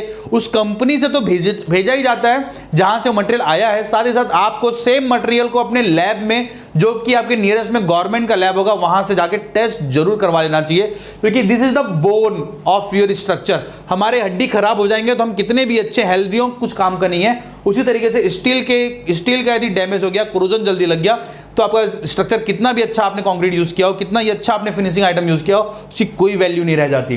The next one is has the required barricaded and safety measures been taken. जब भी काम करते हैं उसके बैरिकेड्स होने बहुत जरूरी है। ये तो आपने जनरली अपने शहरों पे देखा ही होगा कि इंडिया डेवलपिंग कंट्री है, हर जगह काम चल रहा है तो बैरिकेड्स लगाया ही जाता है। Are the required tools available at site to correct work. Steel का काम है तो कटर मशीन, उसकी बाइंडिंग मशीन, उसकी बेंडिंग मशीन सब होनी चाहिए, जिससे कि काम आसान हो सके। काम होने से पहले चेक करना है सारी चीजें। Is the reinforcement keep ready on wooden runner to keep the clean. Steel को जमीन पे लगा के नहीं रखते, नहीं तो कोरोजन जल्दी होता है, क्योंकि जमीन में मॉइस्चर होता है और मॉइस्चर स्टील को पकड़ लेता है और वो जीवन भर जो जिसकी एज 70 साल है वो आपके 30-40 साल में स्टील खत्म हो जाती है। तो इसलिए हमको जमीन से ऊपर रखना है वुडन ब्लॉक्स पे। Is the reinforcement free from oil, mud, grass and other form of containment. कि इस तरीके से हमें मैक्सिमम साइड में आपको ऐसा ही मिलेगा, लेकिन ये स्टील रखने का कोई मतलब ही नहीं है। मतलब ये ऐसा होगा कि आपने दांत में कैविटी लगे, उसे साफ नहीं किया गया है, और दांत में जब कैविटी लग जाती है तो कितने कम समय तक आप दांत को चला सकते हो, दुखेगा खूब, आपको अल्टीमेट निकालना ही पड़ेगा। इसीलिए हमको स्टील रखने का तरीका है वुडन ब्लॉक्स के ऊपर, जिससे कि वो फ्री फ्रॉम मॉइस्चर्स रहे और उसमें कोरोजन नाम की 1% की भी लापरवाही ना करें हम। Next one is the overlapping ensured and the lap are staggered. कि आपका जो ओवरलैपिंग है उसका लेंथ, जो हम मिनिमम और मैक्सिमम की बात करते हैं, जब हम कॉलम की बात करते हैं तो 24D से लेके 24D से 53D तक होना चाहिए, और जब हम बीम की बात करते हैं तो 47D हम लैप लेंथ रखते हैं। तो ये लैप लेंथ स्पेशली स्टैगर्ड है कि नहीं हर एक पार्ट में। और जब भी हम बात करते हैं स्टील का और लैप लेंथ का, ये हर बार यही बोला जाता है कि सर लैप लेंथ एक ही जगह से हो गया है, ये नहीं होना चाहिए। लैप लेंथ का लेवल होना चाहिए कम से कम 1 मीटर अपार्ट, कंटिन्यूअस राट में 1 मीटर का अपार्ट होना चाहिए, तब वो लैप लेंथ सेफ होता है। कॉलम पे, बीम पे अलग अलग जोन है, ये सारे आपके कॉप्स के कोर्स में भर भर के बताए गए हैं। पूरा स्टील के पार्ट में आपको ये सिखाया जाता है कि किस जोन पे लैप होना चाहिए, किस जोन पे लैप नहीं होना चाहिए, कितना लैप होना चाहिए, कैसे किया जाता है, उसकी कटिंग लेंथ कैसे निकालें, उसका स्टील कैसे निकालें, डिटेल पे। The next one is has the anchor been checked. कि जिस जगह पे आपको डेवलपमेंट लेंथ है, that is called anchor. Column से चालू होता है ये जो लेंथ है, दैट इज डेवलपमेंट लेंथ, और वो एंकर है कि नहीं। क्योंकि जब माइल्ड स्टील हुआ करता था उसमें रिब नहीं होते थे, तो आजकल माइल्ड स्टील खत्म हो चुका है, टेंसाइल स्टील आ गया है, टीएमटी आ गया है, तो टीएमटी में रिब होते हैं, लक्स होते हैं, तो वो एंकर की जरूरत कई बार नहीं पड़ती, हम सिर्फ बीम पे तक ही दे देते हैं। तो किस जगह पे दे सकते हैं, कितना एंकर देना चाहिए, क्या साइज होता है, ये सब आपको मिलने वाला है आपके कॉप्स के कोर्स में। ये हमारे चेकलिस्ट है, ये चेक करना है कि एंकर दिया गया है कि नहीं दिया गया है, टिक। मेजरमेंट किए कितना दिया गया as per development length 50D, तो 50D आपका ये एंकर लेंथ है कि नहीं, चेक करना है, चेक है तो टिक किया, आगे बढ़े।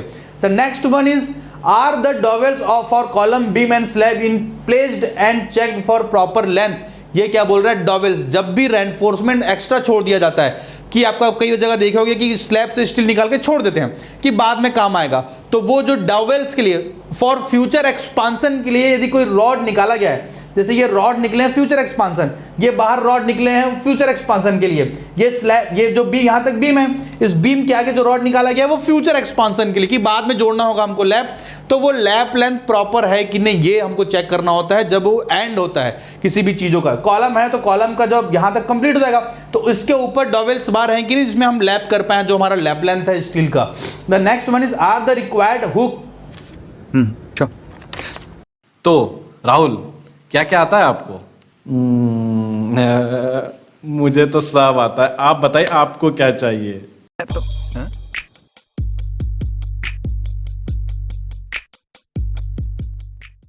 Fixed and is the chair height for the upper layer of reinforcement cover. दो लेयर हैं, यदि राफ की बात कर लें हम या स्लैब की बात कर लें तो दो लेयर का स्टील लगाना होता है, तो बीच में चेयर लगाते हैं जिससे कि दोनों रॉड अलग रहे। तो आपके यहाँ चेयर अवेलेबल प्रोवाइड किया गया है कि नहीं, हर स्क्वायर मीटर पे चेयर एक मिनिमम है और चेयर का मिनिमम डाया 12 mm का होना चाहिए। तो ये सारे स्पेसिफिकेशन आपको चेक करना है कंटिन्यू जब हम काम करवा रहे होंगे तब। ये तो प्री एग्जीक्यूशन है, काम करवाने से पहले। Is the reinforcement done as per specification and drawing, कि जो आपका स्टील लगाया गया फुटिंग पे वो स्पेसिंग वो एज पर ड्राइंग है कि नहीं, जो कॉलम पे स्पेसिंग दिया गया है जोन वाइज कि बीच में दूर दूर होना चाहिए, साइड में पास पास होना चाहिए, इस तरीके का पूरा डिटेलिंग है कि नहीं। यदि हम स्लैब की बात करें आपके, तो स्लैब में जो spacing, crank length, extra top दिया है वो सारे मेंटेन है कि नहीं, एज पर ड्राइंग आपका स्टील लगाया जा रहा है कि नहीं, ये आपको चेक करना है at the time of execution. Are cover block provided and fixed in a systematically correct manner as per specification. Cover block भी बहुत ज़्यादा जरूरी हो जाता है स्टील के लिए प्रॉपर केस में, क्योंकि कवर ब्लॉक देने का रीजन ही होता है कि इसको एटमॉस्फेयर से बाहर रखा जाए, कि आपका जो स्टील है वो एटमॉस्फेयर के टच में नहीं आना चाहिए। तो कवर ब्लॉक लगाने से वो थोड़ा 25 mm, 50 mm, 40 mm, यदि एकदम एक्सट्रीमली वेट कंडीशन है कि जमीन के अंदर पूरा वाटर लॉक्ड एरिया है तो हम 75 mm का कवर दे देते हैं, क्योंकि पानी हो सकता है कंक्रीट के थोड़ा बहुत अंदर तक घुस जाए। और जब स्लैब की कास्टिंग होती है तो 15 से 20 mm कवर देते हैं, क्योंकि वहां पे ज्यादा पानी रहता नहीं। तो ये एक्सटीरियर और मॉडरेट कंडीशन की कहानी है कि जहां पानी ज्यादा होगा वहां कवर ज्यादा होगा, जहां पानी का एरिया कम होगा वहां पे कवर कम प्रोवाइड करेंगे हम। The next one is has the consultant inspected the reinforcement before the concrete has started. Concrete start करने से पहले हमको स्टील जरूर चेक करवाना होता है, क्योंकि बाद में स्टील चेक नहीं किया जा सकता, क्योंकि स्टील कंक्रीट के अंदर छुप जाएगा और बाद में कंसल्टेंट ये कह सकता है कि आपने गलत स्टील लगाया, मैं को चेक नहीं कराया, आपने छुपा रहे हो, आपने चोरिंग किया। तो ये बोलने का नौबत ही ना है, इसलिए कंसल्टेंट को, जो भी आपका पीएमसी का इंचार्ज होगा, जो भी वहां पे सुपरविजन पे होगा, उसको कास्टिंग करने से पहले स्टील जरूर चेक करवा दें। The next one is the steel scrap and the ring used in for building collected in a safe plate to avoid any accident. कि जब भी हम स्टील की काम करते हैं तो बहुत सारा वेस्टेज निकलता है, और जब बहुत सारा वेस्टेज निकलता है तो उसको रखा किस जगह जाए, तो रखने के लिए एक स्क्रैपर जोन होना चाहिए। कहीं भी फेंक दोगे तो आपकी गाड़ियां पंचर होंगी, पैर जख्मी होंगे, बैठ रहे हो तो कहीं और चोट लग गया तो तकलीफ हो सकता है आपको, इसलिए ये सारे चीजें एक जगह होना चाहिए। और ये पूरा का पूरा स्टील के बाद हम बात करेंगे हम नेक्स्ट स्लाइड में हमारे फॉर्म वर्क के बारे में, किस तरीके से शटरिंग को चेक किया जाए। ये चेकलिस्ट है फॉर्म वर्क का। तो सबसे पहला तो यही है, at the latest good of construction drawing available. हर काम के लिए गुड कंस्ट्रक्शन ड्राइंग अवेलेबल होना बहुत जरूरी है। उसी तरीके से शटरिंग के लिए भी, जो भी आप काम कर रहे होगे उसके लिए, कंस्ट्रक्शन के लिए, जैसे कि आप फुटिंग कर रहे हो, चाहे बीम कर रहे हो, चाहे कॉलम कर रहे हो, तो वही ड्राइंग जो अप्रूवल है उसी के हिसाब से आप काम करने वाले हो। Is adequate quantity of shuttering material available. जितना आपको शटरिंग लगाना है, चाहे वो स्टील का हो चाहे प्लाई का हो, अवेलेबल है कि नहीं। आपको स्लैब लगाना है 5000 स्क्वायर फीट का, तो उससे ज्यादा आपको शटरिंग मटेरियल चाहिए, क्योंकि कटिंग वटिंग लग जाता है। तो ये पूरा का पूरा क्वांटिटी सर्वे में अवेलेबल है। हमारे किशन ओझा सर ने इसको बनाया है एक अलग लेवल पे शटरिंग का detail. Next one is have the required barricaded and safety measure been taken. हर जगह पे जहां पे शटरिंग हो रहा होगा, स्पेशली क्योंकि ये इतने हैवी मटेरियल्स होते हैं, यदि बल्ली किसी का मुंडी में गिर गया तो काम खत्म हो जाएगा। तो पूरा बैरिकेशन लगा होना चाहिए स्पेसिफिक और रीडेबल ऑप्शंस पे, चाहे वो हिंदी में हो, चाहे इंग्लिश में हो, चाहे उस लैंग्वेज में हो जिस रीजन में वो काम हो रहा होगा। Next one is are safety measure required for the neighbouring construction activities. क्योंकि शटरिंग का काम ऐसा है ना कि खटर पिटर गर काटते चलते रहेगा, तो जो साइट में काम हो रहा है, यदि घर है आसपास में, तो उससे अप्रूवल तो मिलना ही चाहिए। साथ ही साथ यदि कोई काम ही चल रहा हो, आपका कोई नियरेस्ट वर्क चल रहा हो, तो वहां से इलेक्ट्रिक का वायर जिस तरीके से गया है, वो सेफ्टी मेजर्स हमको बरकरार रखना चाहिए। Next one is has the shuttering material been properly changed before use. जब भी शटरिंग मटेरियल दूसरे जगह लगता है तो क्लियरली उसमें ऑयल लगा होना चाहिए, साफ होना चाहिए, उसमें यदि स्टील हो चाहे प्लाई हो, ऑयल लगाना ही चाहिए ताकि वो इजीली रिमूव हो जाए, अपना कलर या जो अनइवन सरफेस जनरेट ना हो कंक्रीट में, स्मूथली पूरा का पूरा कंक्रीट उसमें स्लिप होते रहे और जब हम डीशटरिंग करें तो आसानी से निकल जाए। Does the level of the slab been shuttering corresponding to the level given in the drawing? जिस जो लेवल दिया, क्योंकि कई बार शटरिंग डाउन स्लाइड भी होना पड़ता है, जैसे कि 15 mm तक स्लोप के लिए हम स्लैब डाउन कर देते हैं, जैसे बालकनी है तो हल्का सा स्लैब डाउन होता है कंक्रीट के लेवल पे या शटरिंग के लेवल पे। इंक्लाइंड स्लैब होते हैं जिसको फोल्डेड स्लैब कहा जाता है, उस स्लैब्स के लिए हमें शटरिंग का लेवल कम और ज़्यादा रखना होता है। तो उस कंडीशन में शटरिंग का level as per drawing check है कि नहीं, कि हमने धागा बांधा कॉर्नर टू कॉर्नर और उसके हर एक पॉइंट पे टेप लगा के चेक करते गए। सेम ऐसे ही इसका वर्टिकल फेस, जितने इसके बीम के फेस है वो वर्टिकली प्लम में है कि नहीं। Next one, has the shuttering been checked for proper fixing and sufficient support for concreting. जितने भी नीचे सपोर्ट लगने वाले हैं, जैसे कि इसमें बल्ली लगा हुआ है, अभी तो ये इंक्लाइन बल्ली का आपको फोटो दिख रहा है, लेकिन ऐसा नहीं होना चाहिए, ये पर्टिकुलर परपेंडिकुलर होना चाहिए। क्योंकि मैं ऐसे खड़ा हूं, यहां से मेरे को लोड पड़ेगा तो मैं बियर कर सकता हूं, लेकिन मैं तिरछा खड़ा हूंगा, लोड पड़ेगा तो मैं टूट सकता हूं या स्लिप हो सकता हूं। इसीलिए इंक्लाइंड बल्लियां नहीं लगनी चाहिए, दैट इज स्ट्रिक्टली प्रोहिबिटेड। सिर्फ और सिर्फ वर्टिकल एज पर स्टैंडर्ड 90 के एंगल पे आपके स्लैब से बनाना चाहिए। और जो बल्ली का स्पेसिंग है मैक्सिमम 600 mm और इसी की जगह पे स्टील प्रॉप होता है तो मैक्सिमम 1.2 मीटर के आसपास हम इसका स्पेसिंग रख सकते हैं। Next one is has the shuttering checked for vertical and horizontal alignment, कि जो भी शटरिंग है उसका हॉरिजॉन्टल और वर्टिकल अलाइनमेंट चेक हुआ है कि नहीं। Next one is are the required tool available, shuttering के लिए गोगू नट चाहिए रहता है, सिकंजा चाहिए रहता है उसको टाइट करके रखने के लिए, नेल्स हैमर चाहिए रहता है, कुछ जगह पे उसको ड्रिल करके अंदर से रॉड से बांधते हैं, तो वो सारे नट्स अवेलेबल हैं कि नहीं। लेवल्स के लिए हमको स्प्लिट लेवल चाहिए रहता है ताकि वो वर्टिकल है कि नहीं, इंक्लाइंड है कि नहीं, हमको चेक करना हो। Next one is are all the required cut out and shaft opening in place and checked for correct measurement. जिस तरीके से किसी स्लैब में बीच में होल होते हैं, ओटीएस कहते हैं ना, कि स्लैब है और बीच में होल है, तो उस होल के लिए कटआउट बने हैं कि नहीं अच्छे से लकड़ी से, नहीं तो यहाँ पे यदि कंक्रीट घुस गया तो बाद में तकलीफ होगा इसको तोड़ने पे। तो कटआउट्स या स्लैब का जो एंड पोर्शन होता है, जो लास्ट पोर्शन होता है, वो स्पेशली वर्टिकल और कॉम्पैक्ट है कि नहीं, अदरवाइज से शटरिंग खुल जाता है और पूरा कंक्रीट बाहर निकल जाता है। Is that brown tape in place and the oil properly applied. जो ब्राउन टेप है, दो शटरिंग जहां कनेक्ट होता है वहां पे टेप लगाया जाता है जिससे कि सीमेंट कंक्रीट का स्लरी नीचे ना निकले। आपने बहुत जगह देखा होगा सुबह कंक्रीटिंग हो रहा है और नीचे स्लरी टिपक रहे हैं, वो टिपकना नहीं चाहिए। क्यों? उससे तो एक तो पहला काम है ब्लीडिंग, कि सीमेंट और स्लरी निकल गया तो कंक्रीटिंग बॉन्डिंग कौन करेगा। दूसरा, जहां पर वो निकल के गिर रहा है वहां पे यदि बल्ली या कोई भी हार्ड स्ट्रेटा का जो आपको वर्टिकल प्रॉप से लगा हुआ है और वो वहां पे स्लरी गिर गिर के जो नीचे का सॉइल है उसको लूज कर गया तो आपका स्लैब कोलैप्स भी हो सकता है। इसलिए उस जगह पे हर जगह पे टेप लगा होना चाहिए और साथ ही साथ शटरिंग ऑयल तो लगाना ही है हमको कि इजीली उसको रिमूव कर सके हम बाद में। Is the deshuttering time as per specified and done in an ordinary and safe manner, कि जब भी हम डीशटरिंग करते हैं तो एज पर स्टैंडर्ड, वो भी सीपीडब्ल्यूडी के नाम में आ जाता है कि स्पान का लेंथ यदि 4.5 मीटर है तो हमको 7 दिन में डीशटरिंग कर देंगे, और स्पान का मीटर, स्लैब का स्पान है 6 मीटर से ज़्यादा है तो हमको 14 दिन तक शटरिंग रखना पड़ेगा। ये सब अलग अलग स्पेसिफिकेशन है। वर्टिकल फेस को हम 24 घंटे में निकाल सकते हैं, यदि हमारा ओपीसी हुआ तो पीपीसी सीमेंट यूज कर रहे हैं तो उसको 34-36 घंटे तक हमको रखना पड़ता है। ये सब स्टैंडर्ड पैटर्न है, आपको पूरे के पूरे कॉप्स के नॉलेज में मिल जाएगा। यहाँ पे हम बात कर रहे हैं चेकलिस्ट का, ये एक डिटेलिंग है, ये पूरा का पूरा चेकलिस्ट एक्सेल फॉर्मेट में, कि टिक जब हम साइड में जाते हैं तो ये थोड़ी लेके जाएंगे, साइड में तो हमको एक्सेल फॉर्मेट चाहिए ना, कि पूरा वर्ड फाइल में होना चाहिए, प्रिंट आउट हम निकाले और उसको टिक करते गए, हुआ है कि नहीं हुआ है, हुआ है कि नहीं हुआ है कि नहीं। ये आपको पूरे के पूरे कॉप्स के कोर्स में मिल जाएगा। और साथ ही जितने इंजीनियर्स पहले से रजिस्टर्ड हैं और जो इस वर्कशॉप में है, मैं उनके लिए भी बता दूं कि जो कॉर्पोरेट ट्रेनिंग कोर्स में थे और या फिर जो अभी भी गुरुजी खजाना में है, ये दोनों के इंजीनियर्स को ये पूरा वर्कशॉप का वीडियो आपको कॉप्स में या फिर कॉर्पोरेट ट्रेनिंग कोर्स में या गुरुजी खजाने में अवेलेबल हो जाएगा। और ये सारे वीडियो सिर्फ आपके कोर्स तक ही रहेंगे, ये वर्कशॉप खत्म, ये वीडियो हटा दिया जाएगा आपके यहाँ से।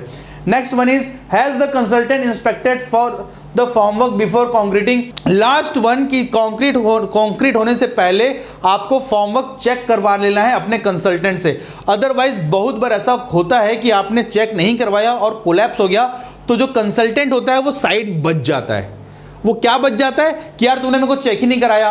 अब हम भाईचारे में बोल देते हैं ठीक है सर शटरिंग कंप्लीट हो गया है, आगे चेक कर लो। वो बोले यार तू डाल दे, मैं आगे बाद में चेक कर लूंगा। यदि वो डलते डलते कोलैप्स हो गया तो कंसल्टेंट इजीली सेफ हो जाता है, वो बना कर देगा, तूने मेरे को बोला ही नहीं था यार। लेकिन यदि आपने उस पोर कार्ड में चेकलिस्ट में साइन करवा लिया कि सर साइन कर दो, आपने चेक कर लिया है, तो ये बेचारा कहीं भग के बच के जा नहीं सकता। और यदि गिरा है, अब इसकी जवाबदारी है, अब आपके कंसल्टेंट की जवाबदारी है कि इसने आपको इंस्ट्रक्ट नहीं दिया, आपको गाइडलाइन नहीं दिया कि किस तरीके से सेव किया जा सकता है। अगले सीट में मिलते हैं, हम ब्रिक वर्क के बारे में जानेंगे कि क्या होता है हमारे ब्रिक वर्क में और क्या क्या उसकी चेकलिस्ट होती है। इस चेकलिस्ट में बात करें हम ब्रिक वर्क के बारे में, तो सबसे पहला आपके पास ड्राइंग होना चाहिए ब्रिक वर्क का, क्योंकि ब्रिक वर्क में सबसे ज्यादा कंफ्यूजन होता है। यदि 5 फ्लोर है तो आप ब्रिक वर्क सेकंड फ्लोर का ड्राइंग लेके फर्स्ट फ्लोर में कास्ट करवाते हो। ऐसा बहुत बार होता है एग्जीक्यूशन के समय पे कि फर्स्ट फ्लोर का ड्राइंग था और हमने ग्राउंड फ्लोर पे उसका लेआउट करवा दिया और बिल्डिंग भी बन गया। बहुत बार होता है ऐसा। इसलिए देखना है कि हमको कि किस जगह का लेआउट है, कि ग्राउंड फ्लोर का, फर्स्ट फ्लोर का, सेकंड फ्लोर का, थर्ड फ्लोर का, जहां आप काम करो वही ड्राइंग है कि नहीं। The next one is pre execution check. काम होने से पहले क्या क्या चीज चेक करना है, तो आपको good for construction drawing check करना है कि वही ड्राइंग है जो गुड फॉर कंस्ट्रक्शन है, कि ऐसा तो नहीं कि आप कैंसल ड्राइंग को काम करवाने चालू कर दिए हो। Next one, are the required number of bricks available. Bricks की क्वांटिटी हम कैलकुलेट करना हमको आना चाहिए हर जगह, चाहे वो 100 mm का वॉल हो, चाहे हनीकॉम्ब वॉल हो, चाहे 200 mm वॉल हो, या हैवी थिकनेस वॉल हो, जिस भी तरीके का वॉल हो, हमको ब्रिक का नंबर पता होना चाहिए, नहीं तो काम चालू होता जाएगा और लास्ट के हो सकता है 2-4 लाइन बच जाए क्योंकि ब्रिक खत्म हो गया। तो हमें कैलकुलेशन आने चाहिए ब्रिक का, और हमारे पास वो मटेरियल होगा तभी हम काम को चालू करवाएंगे। सरफेस प्रिपरेशन, कि जब has the hacking of contact surface of column and beam done. जब भी कॉलम और बीम होता है, बीम का बॉटम और कॉलम का साइड, उसमें हैकिंग करते हैं हम।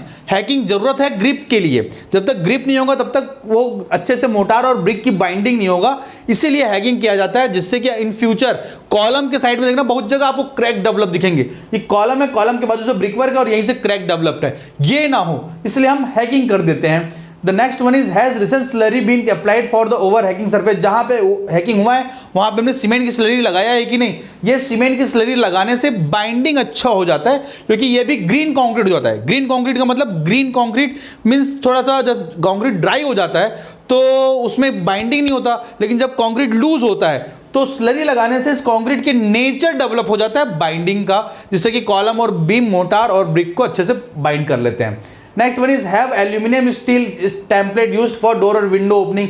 जहां पे विंडो और डोर लगाना है वहां पे हम स्टील का फ्रेम लगा देते हैं, जिससे कि ये राइट एंगल एक्चुअल पे 90 डिग्री का एंगल हमको मिल जाता है और एक अच्छा प्लम्ब में मिल जाता है, स्ट्रेट मिल जाता है, यदि हमने पहले ही ग्रिल इसमें फिट कर रखा है तो। Are the required tools available. Brick work में प्लम बॉब, हैमर्स, हर एक टूल्स, जिससे कि हम उसका वर्टिकली और हॉरिजॉन्टली चेक कर सकें, स्टील को तोड़ सकें। अलग अलग पार्ट में अलग अलग टूल्स यूज होते हैं, वो सारे टूल्स आपके पास है कि नहीं। Cement is the form approved grade as less than 1 month old. Brick work में स्पेशली कहा जाता है 6 सप्ताह से पुराना सीमेंट नहीं यूज करना चाहिए।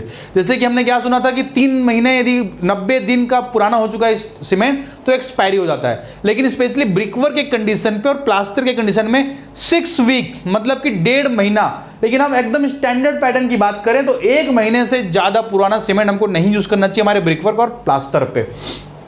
Sand is the medium gritty clean and silt free 5%। जो इसमें मिट्टी कंटेंट होगा वो 5% से ज्यादा नहीं होना चाहिए, क्योंकि 5% ज्यादा मिट्टी होगा तो बाइंडिंग अच्छा नहीं होगा, लूज हो जाएगा और इन फ्यूचर में वो सलमान खान आके मारेगा सोनू सूद को दीवार पे तो दीवार लेके सोनू सूद निकल जाएगा। तो ये कंडीशन ना हो, बाइंडिंग कम वीक ना हो, इसलिए सिल्ट की कंटेंट हमको 5% से ज्यादा नहीं होना चाहिए आपके सैंड पे। ये सारी चेकलिस्ट है, टिक होते जाना चाहिए। जब हम साइड में जाते तो ब्रिक वर्क करवाने हो चेकलिस्ट लेके जाएं, सारे चेकलिस्ट को टिक कर लें, यहाँ ये हुआ है कि नहीं, हुआ है कि नहीं, हुआ है कि नहीं। तो next one is check during execution. काम करते वक्त जो हमको ध्यान देना है, is the brick work check in vertical and horizontal surface. जो भी ब्रिक वर्क हो रहा है वो ये वर्टिकल सरफेस में प्लम, ये वर्टिकल सरफेस में प्लम और हॉरिजॉन्टल सरफेस में अपन थ्रेड बार के चेक करते हैं कि वो स्ट्रेट है कि नहीं, और साथ ही साथ हर एक जॉइंट्स पे मोटार प्रॉपर्ली होना चाहिए, कहीं भी जॉइंट्स ओपन नहीं होने चाहिए, चाहे वो हॉरिजॉन्टल हो चाहे वो वर्टिकल हो। Is brick soaked in water it just preparation of the whole depth of brick. जो ब्रिक है वो इतना पानी में डूबा होना चाहिए कि उसके बीच पोजीशन तक ब्रिक के हर एक पार्ट तक पानी घुस चुका हो। जैसे कि ये तो एकदम स्टैंडर्ड पैटर्न हो गया कि हमने पानी से उठा के ब्रिक लाया, लेकिन ऐसा हो नहीं सकता। तो हम लॉट से उठा के ब्रिक अपने साइड पे रखते हैं और उसमें स्प्रे कर देते हैं। तो स्प्रे तब तक करना चाहिए पानी का जब तक वो ब्रिक के अंदर तक, उसके कोर तक पानी ना चला जाए, जब तक ये फील ना हो तब तक उसमें स्प्रेइंग करते रहना चाहिए। और ज्यादा से ज्यादा 1 घंटा पहले, यदि आप काम करने वाले ब्रिक वर्क में, तो 1 घंटा पहले वो वेल वाटर सॉक्ड कंडीशन पे होना चाहिए। Next one is the motor is preparation 1:5 on MS sheet using फॉर्मा बॉक्स। जो मोटार यूज होगा ब्रिक वर्क करने के लिए 1:5 का मान लीजिए रेशियो है, तो 1 बॉक्स सीमेंट और 5 बॉक्स सैंड यूज होगा। यही स्टैंडर्ड होना चाहिए। यदि 1:3 का रेशियो है, जैसे कि रिच मोटार की बात करते हैं, अच्छा बाइंडिंग चाहिए हमको, जैसे 100 mm वॉल हो गया, तो हमको 1:3 का रेशियो होता है, 1:4 का रेशियो होता है। एक इकोनॉमिकल मोटार है 1:5 1:6 कि जब हमको 200 mm का वॉल यूज करना है तो हम 1:5 या 1:6 का रेशियो यूज कर सकते हैं हमारे बाइंडिंग मटेरियल के लिए। एक पुअर मोटार भी होता है 1:8। यदि हमको कुछ ऐसा ब्रिक वर्क करना है कि बाद में उसको खोलना है, जिस तरीके से हटमेंट बनाते हैं हम, तो हटमेंट बनाते वक्त हमको 1:8 तक का रेशियो हम अपडेट कर देते हैं। The next one is has the thickness of for joints beam checked। जो ये बीम के जॉइंट्स हैं वो पूरे के पूरे चेक हैं कि नहीं। जैसे यहाँ पे अभी ये ओपन दिख रहा है, यहाँ पे मोटार नहीं डाला है, तो यहाँ पे मोटार होने चाहिए। साथ ही साथ इसकी जो थिकनेस है हॉरिजॉन्टली और वर्टिकली थिकनेस, ये 1 सेंटीमीटर 10 mm से ज्यादा नहीं होना चाहिए। Next one is has raking and pointing of joints been done. इसको रैकिंग कहते हैं। अभी जो ये दिख रहा है ये संग्ड पॉइंटिंग है कि ब्रिक के अंदर से मटेरियल निकाल दिया गया है, लेकिन जो ब्रिक वर्क में शेप बना देते हैं ना, ये इसको हम रैकिंग कहते हैं। ब्रिक वर्क के बाद यदि प्लास्टर किया जाएगा तो उसको हम रैकिंग कहते हैं। और यदि यहाँ पे प्लास्टर नहीं किया जाएगा, आपने बहुत जगह एलिवेशन पे देखा होगा, एक्सटीरियर वर्क के लिए हम ब्रिक में अंदर से मोटार निकाल लेते हैं, ब्रिक ऐसा बाहर निकला हुआ दिखता है, तो इसको कहा जाता है संग्ड पॉइंटिंग। ये सब डिटेल आपको आपके कॉप्स के कोर्स में मिलेगा एकदम डिटेल पे। Is the RCC band for 100 mm wall done. क्या जो 100 mm का वॉल हो रहा है उसके ऊपर 100 mm का RCC बैंड हुआ है कि नहीं। अदरवाइज ये इतने वीक हो जाते हैं। अब सो तो 4 इंच का दीवार और आपको 3 मीटर तक का ब्रिक वर्क करना है और आपने बीच में कोई पार्टीशन नहीं दिया, एक सिंगल वॉल है तो कोलैप्स हो सकता है। इसलिए हर 1 मीटर पे हम बैंड प्रोवाइड करते हैं, that is called 100 mm seal band. Lintel में यदि 200 mm का प्रोवाइड करेंगे तो लिंटल बीम कह देंगे, और दूसरी लिंटल में 200 mm डेप्थ की जगह 100 mm प्रोवाइड करेंगे, उसको लिंटल बैंड कहते हैं। 100 mm means band. Next one is has whooping provided at each 3 layer. ये जो काम था अभी, ये तो बैंड की कहानी है, मतलब हमने कंक्रीटिंग में 2 रॉड लगा दिए, उसमें रिंग बांधे हैं, दैट इज कॉल्ड बैंड। लेकिन जस्ट इसके बाद हुपिंग वर्क है। हर तीसरे लेयर के बाद 1 2 3, हर तीसरे लेयर के बाद कि पहला लेयर, दूसरा लेयर और तीसरे लेयर के बाद यहां पे 2 रॉड प्रोवाइड कर देना 6 mm का, दैट इज कॉल्ड हुपिंग। हर तीसरे लेयर में 1 2 3 यहां प्रोवाइड किया गया होगा, 1 2 3 यहां प्रोवाइड किया गया होगा, 1 2 3 यहां प्रोवाइड किया होगा। हर तीसरे लेयर पे यदि हम रॉड प्रोवाइड कर रहे हैं फॉर हाफ थिक वॉल, सिर्फ और सिर्फ 100 mm वॉल के लिए, उसको हम बात करते हैं हुपिंग का। ये भी बॉन्डिंग के लिए होता है, क्योंकि 100 mm वॉल पे कुछ पावर होता नहीं, वो कोलैप्स ना हो जाए, इसलिए हम ये हुपिंग प्रोवाइड करते हैं। Has the procedure of not constructing more than 1.2 metre a day been followed. जो ब्रिक वर्क का हाइट है इन अ डे, एक दिन में, वो 1.2 मीटर से ज्यादा कास्ट नहीं करना चाहिए, नहीं तो वो अपना लोड बियर नहीं कर पाएगा और परमानेंट सेटल हो जाएगा, कुछ फेलियर्स हो सकते हैं। इसलिए 1.2 मीटर तक ही स्टैंडर्ड एक दिन में कास्टिंग करना चाहिए। फिर दूसरे दिन आप 1.2 मीटर तक, फिर दूसरे दिन 1.2 मीटर तक, उस तरह से आप आगे बढ़ा सकते हो ब्रिक वर्क। नेक्स्ट है पोस्ट एग्जीक्यूशन चेक, कि काम होने के बाद क्या क्या चीज चेक करना है। तो सबसे पहला तो क्यूरिंग है। Has the curing of brick work done for at least 7 day. Her brick wall पे हम ना डेट लिख देते हैं। इस ब्रिक वॉल में हम पेंट से डेट लिख देंगे कि किस दिन इसकी कंप्लीट ब्रिक वर्क हुआ है, और उसके 7वें दिन तक इसका प्लास्टर होते रहना चाहिए, जिससे कि इसका स्ट्रेंथ डेवलप हो सके। और इसमें एक और चेक होता है, has care been taken of not entertaining excessive casing, कि जहां पे हमको ब्रिक वर्क में, जिसको झिर्री कहा जाता है, कि आपको इलेक्ट्रिक पाइप लगाना है या प्लम्बिंग पाइप लगाना है, तो जिसका डेप्थ है वो 50 mm, मतलब 2 इंच से ज्यादा ना हो।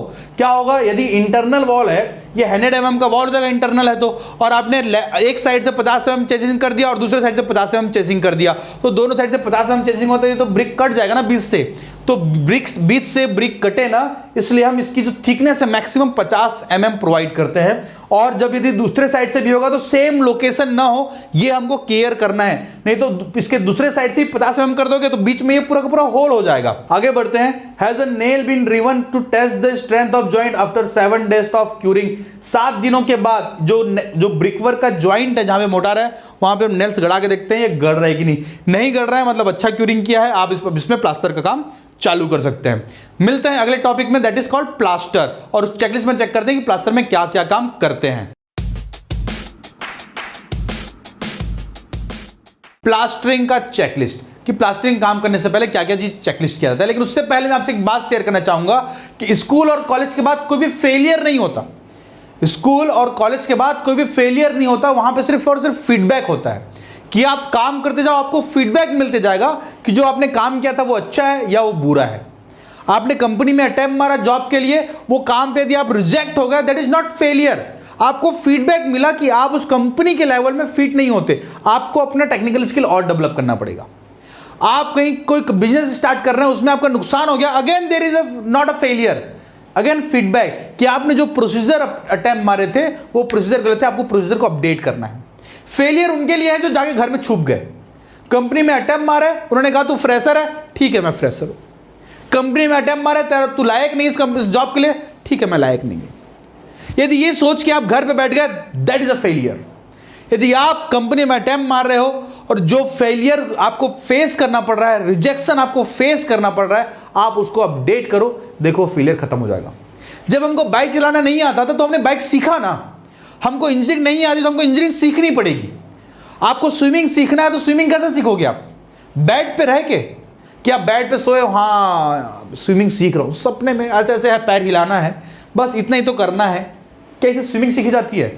आपको दौड़ना है, आपको रनिंग सीखना है, आपको चैंपियन बनना है रनिंग में, तो कहां दौड़ोगे आप?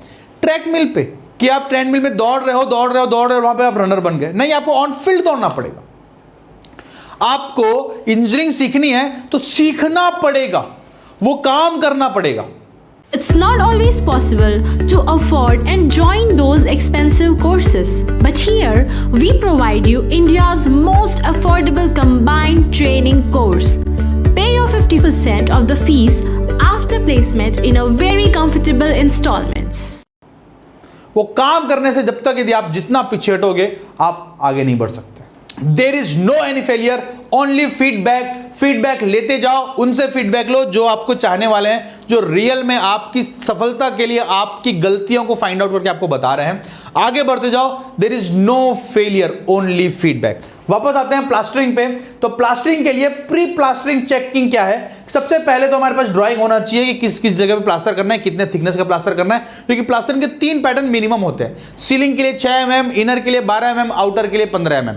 एक फेज में ब्रिक के एक फेज रफ सरफेस होता है, दूसरा फेज स्मूथ सरफेस होता है। जिस साइड लेबर खड़ा होता है वो स्मूथ सरफेस में 12 mm का प्लास्टर होता है, जिधर लेबर खड़ा नहीं होता, जिधर से ब्रिकवर्क करते वक्त लेबर खड़ा नहीं होता, उस साइड रफ सरफेस होता है, वहां पे 15 mm का प्लास्टर करते हैं। अब बहुत सारे उसमें और भी प्लास्टर होते हैं, डबल प्लास्टर होता है जहां पे 18 mm या 21 mm का प्लास्टर करते हैं, कुछ एलिवेशनल प्लास्टर होते हैं, कुछ नक्काशीदार प्लास्टर होते हैं। हर एक पार्ट में चेकिंग कैसे होता है उसकी बात कर लेते हैं। तो सबसे पहले गुड फॉर कंस्ट्रक्शन आपके पास ड्राइंग होना चाहिए।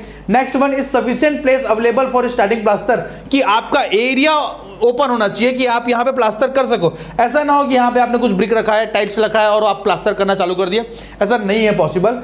Next one is has the required barricading and safe measuring been taken, जहां भी आप प्लास्टर कर रहे हो वहां पे बैरिकेड लगाए हो कि नहीं। ये जो लेबर खड़े हैं यहां पे, ये थोड़ा सा भी अनबैलेंस हुए तो गिर सकते हैं, तो इनका बेल्ट आपकी स्कैफ फोल्डिंग से बंधा होना चाहिए कि गिरे भी तो सेफ रहे, एक्सीडेंट ना हो। अदरवाइज लेबर काम करते रहता है और थोड़ा सा भी धूप में उसका हेल्थ वीक हुआ तो तुरंत पलट के नीचे हो जाता है, तो वो केसेस ना हो।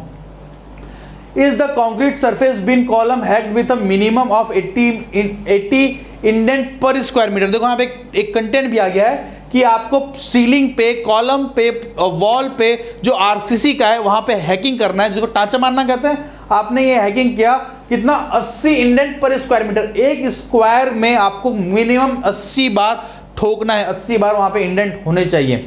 Next one is are bottom mark placed at appropriate interval, जो ये टिप्पी है, बात करते हैं अपन कि बटन जो है कि प्लास्टर करते हैं तो प्लास्टर ऊपर से लेके नीचे तक जो सरफेस किया जाता है वो एक इवन सरफेस में होना चाहिए। इसलिए पहले से ही हम अलग अलग इंटरवल पे एक टेम्पररी प्लास्टर का थिकनेस के लिए जनरेट कर देते हैं, इसको हम टिप्पी कहते हैं, और आप इसको बटन भी कह सकते हो, प्लास्टर बटन, कि सिर्फ इतना ही थिकनेस में करना है, यहां तक आए इसको तोड़ देंगे, फिर कंटिन्यू आगे बढ़ते जाते हैं। Next one is has the GI mesh been nailed between the RCC and masonry member।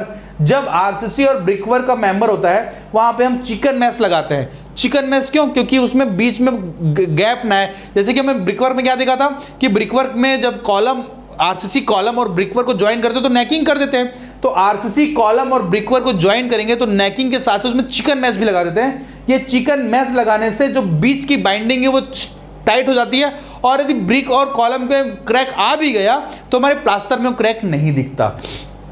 Are the corner bending is place and plumb, जो कि इसका कॉर्नर एज है वो एकदम एग्जैक्ट होना चाहिए विथ राइट एंगल। हम राइट एंगल के सहायता उसको चेक भी करते हैं कि पूरा का पूरा कॉर्नर एज सही है कि नहीं, अदरवाइज वो उतना तकलीफ में हो जाएगा। जैसे कि ये देखो, ये भाई साहब स्टोन मैसनरी कर रहे हैं, तो स्टोन मैसनरी भी प्लम में होना चाहिए, जिससे कि जब हम इसमें प्लास्टर करें तो हमारा एक सरफेस स्मूथ सरफेस क्लियर हो जाए चारों साइड से। तो इसलिए प्लम में और कॉर्नर एजेस कंप्लीटली शार्प होने चाहिए। Next one is the electrical conducting work completed. Plaster करने से पहले हम ये ध्यान रख लें कि ये पाइपलाइन कंप्लीट हुआ है कि नहीं। सेम उसी तरीके से प्लम्बिंग में भी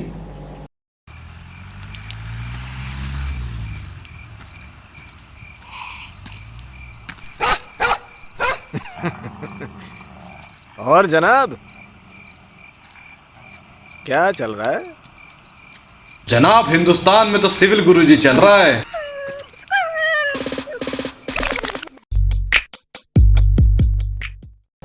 प्लम्बिंग में भी पाइपलाइन कंप्लीट हुआ है कि नहीं।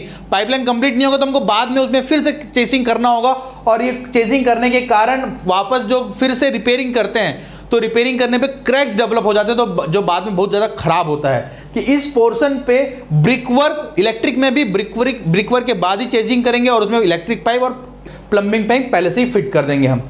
Has proper scaffolding arrangement been done, जहां भी हम प्लास्टर करेंगे वहां स्कैफोल्डिंग तो लगाना ही है। ये चेकिंग है, और ये स्कैफोल्डिंग लगाने का भी हमने बात किया था कि सब साइड से एंकर होना चाहिए। ऐसा नहीं हो कि ये पूरा का पूरा स्कैफोल्डिंग ही गिर जाए।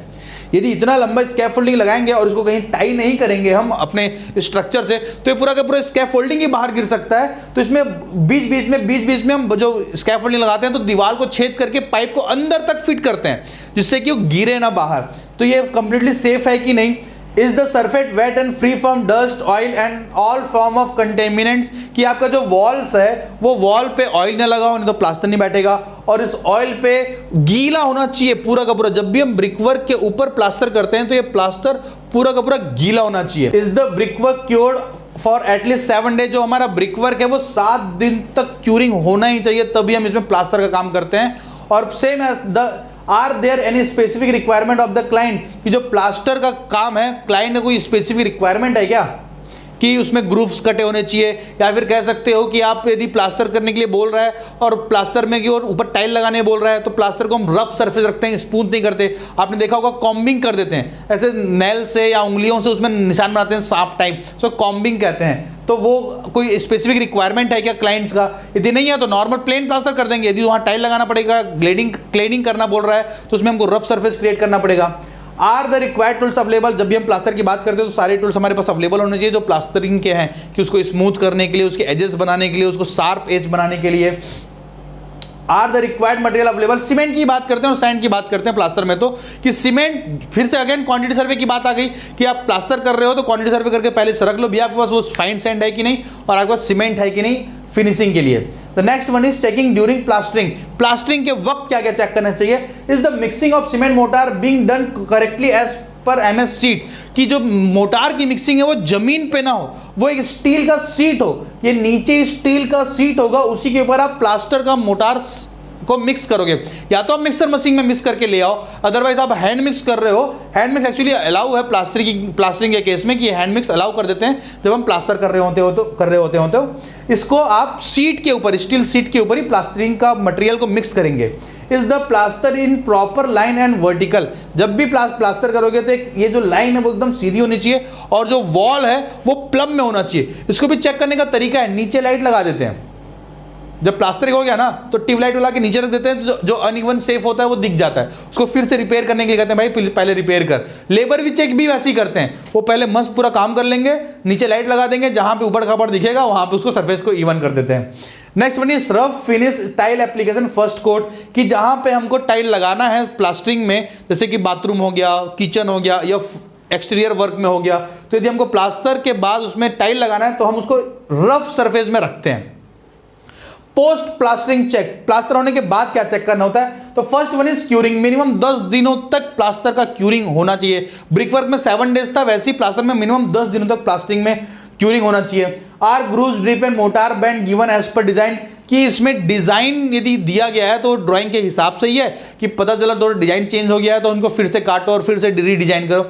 ये सारे चेकलिस्ट हैं, ये पूरे के पूरे आपको कॉप्स के कोर्स में मिल जाएंगे, Excel sheet with this all the videos जो आप देख रहे हो, और इससे अपडेटेड उस कोर्स से रिलेटेड, कि यदि वो एस्टिमेशन में हो, चाहे क्वांटिटी सर्वे में हो, चाहे बिलिंग पे हो, चाहे रेट एनालिसिस में, और पूरे सॉफ्टवेयर के साथ MSP, AutoCAD, Revit, ETAP, Microsoft Project, Google SketchUp, 3ds Max, ये सारे सॉफ्टवेयर के साथ पूरे कंटेंट प्रैक्टिकल के टेंडरिंग, एस्टिमेटिंग, बीबीएस, एडवांस और बेसिक दोनों, rate analysis, billing, reconciliation, price escalation, DPR with all the related Excel formats. अगले slide में बात करते हैं हम टाइलिंग वर्क के बारे में, कैसे फ्लोरिंग किया जाता है।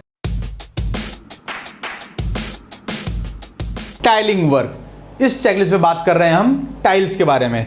तो प्री टाइलिंग चेक क्या क्या होता है देखते हैं। Has the surface been prepared for tiling, क्योंकि ब्रिकवर्क और प्लास्टर करने के बाद सरफेस इतना गंदा हो चुका होता है कि हम डायरेक्ट टाइलिंग नहीं कर सकते, तो हम पूरा का पूरा सरफेस को घिस के साफ करते हैं पहले, कि उसमें कोई भी लूज मटेरियल नहीं होना चाहिए, जिससे कि इन फ्यूचर टाइल टूट सकता है, फ्लोर आपका बैठ सकता है, इसलिए पूरा फ्लोरिंग हम साफ करते हैं। Is the surface smooth free from dust and other contaminants, कि जो आपने साफ तो किया, ऐसा तो नहीं कि अभी भी उसमें लूज मटेरियल और धूल पड़े हुए हैं, पूरा बाल्टी से पानी डाल डाल के साफ किया जाता है टाइलिंग वर्क करने से पहले। If ceramic tile are used have they been soaked for at least 30 minutes, जब आप सेरेमिक टाइल यूज करोगे तो उसको कम से कम 30 मिनट तक पानी में डुबाना होता है। जनरली हम ट्राई करते हैं कि कल का टाइल आज रात नहीं भिगा दे और कल सुबह आए तो ड्रम से निकाल के हम काम कर ले।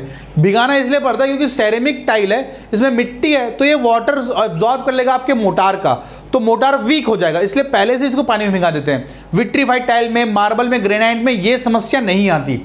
Next one is has the thickness of motor bed checked, कि जो टाइल के मोटार का बेड है, जैसे कि टाइल जो फ्लोरिंग होता है, टाइल, ग्रेनाइट, मार्बल, कोटा, इन सब में हम 20 mm का बेड यूज करते हैं। सीमेंट और मोटार जो रहता है, सीमेंट और सैंड का मिक्सर, और जब वॉल टाइल लगाते हैं उसमें हम 12 mm का मिक्सर यूज करते हैं, जो मोटार 1:3 के रेशियो से, और यहाँ हम यूज करते हैं 1:6 या 1:5 के रेशियो से। तो राहुल, क्या क्या आता है आपको? मुझे तो सब आता है, आप बताइए आपको क्या चाहिए?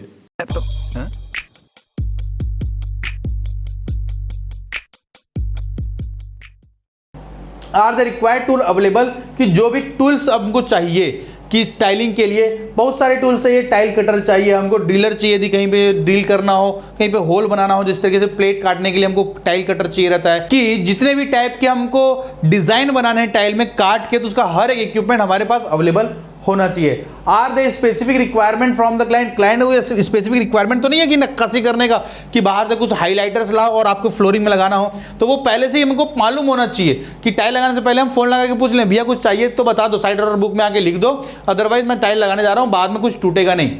Next one is has the tile code number and tile name insured, कि जब टाइल एक लॉट आपने मंगाया था और जब आपको दूसरी लॉट मंगानी है तो कोड एकदम स्पेसिफिक होना चाहिए, तो बहुत ज्यादा एरर होता है। हम हर बार ट्राई करते हैं कि टाइल और मार्बल, ग्रेनाइट एक ही बार में परचेस करके मंगा लें। ग्रेनाइट और मार्बल में तो चल भी जाता है कि आप दोबारा परचेस कर भी सकते हो, क्योंकि उस ग्रेनाइट और मार्बल का डिजाइन वेरी करता है, क्योंकि वो नेचुरल है, लेकिन टाइल में तो डिजाइंड है, मैन्युफैक्चरिंग है, कि इसको मशीन से डिजाइन कर सकते हैं, लेकिन कलर बहुत ज्यादा एरर हो जाता है। Same lot, same company, same code, फिर भी दो लॉट का जो कलर होता है वो अलग हो सकता है, इसलिए हम तो टाइल होता है वो पूरे प्रोजेक्ट का एक ही बार में परचेस करने का प्लान रखते हैं। The next one is checks during tiling, कि टाइलिंग के दौरान क्या चीज हमको चेक करना चाहिए। Has slope been provided where required, कि स्लोपिंग टाइल में बहुत जरूरी है स्लोप मेंटेन करना। बाथरूम हो गया, आपका वॉशरूम हो गया, वॉशिंग एरिया हो गया, वरांदा हो गया, पोर्च एरिया हो गया, आपका बेडरूम भी हो गया, वहां पे भी हम 20 mm 25 mm का स्लोप मेंटेन रखते हैं, जिससे कि इन फ्यूचर कभी भी हम बाल्टी से पानी डाल के धोएं या हमको पोछा लगाना है तो पानी कहीं कॉर्नर पे जाके सेट ना हो, वो पूरा का पूरा बाहर निकल जाए ऐसा easily. Have the tiles been gently tapped after laying on the mortar bed, कि जब टाइल लगाते हैं उसको हम वुडन हैमर से टैप करते हैं कि जितना भी मोटार आगे पीछे होगा वो पूरा का पूरा सेट हो जाए, और साउंड से चेक करते हैं कि कहीं नीचे ऐसा तो जगह नहीं रह गया जहां पे हमने मोटार रखा नहीं, और यदि मोटार नहीं रखेंगे तो टाइल इन फ्यूचर डैमेज हो सकता है। इसलिए वुडन हैमर से हम चेक करते हैं कि हर जगह नॉक करके कि भैया हर जगह सेट हो चुका है ना। पोस्ट टाइलिंग चेक, टाइलिंग होने के बाद क्या क्या चीज चेक करना चाहिए। Have the joints been clean and remove loose mortar, जो जॉइंट्स हैं टाइल के बीच का उससे अंदर से पूरा मोटार साफ कर देते हैं, क्योंकि हमको जॉइंट फिलर भरना होता है टाइलिंग के बाद, तो वो भी 24 घंटे बाद। तो इसलिए हम इस फिलर को जब टाइल सेट हो जाए 24 घंटे बाद जाएं नेक्स्ट डे, और वहां से हम फिर मोटार वहां से इजीली नेल्स की सहायता से हम निकाल सकें। No hollow sound on the tile when tapped, कि जब हम टाइल लगा दें तो साउंड हॉलो नहीं आना चाहिए, अदरवाइज इन फ्यूचर वो टूट सकता है। तो क्या करते हैं हम, या तो टैप करें हर जगह, या फिर कॉइन ड्रॉ कर देते हैं कि जो आपको कॉइन होता है ना उसको एक कॉर्नर से दूसरे कॉर्नर तक चलाओ, तो जहां पे सॉलिड होगा नीचे मोटार होगा वहां पे वो अच्छा लाइट साउंड करेगा, हैवी साउंड करेगा जहां पे मोटार होगा, और जहां पे हॉलो होगा वहां पे वो लाइट साउंड करेगा कि वो कैसे ट्र टाइप साउंड करेगा। तो वहां से आप पहचान सकते हो कि यहाँ पे मोटार नहीं है, तो उस जगह पे आप रीफिलिंग करते हैं, इंजेक्शन से केमिकल डालते हैं वापस, सीमेंट और वाटर का घोल और जॉइंट फिलर मिला के उसमें केमिकल डालते हैं ताकि वहां पे जाके मटेरियल सेट हो सके।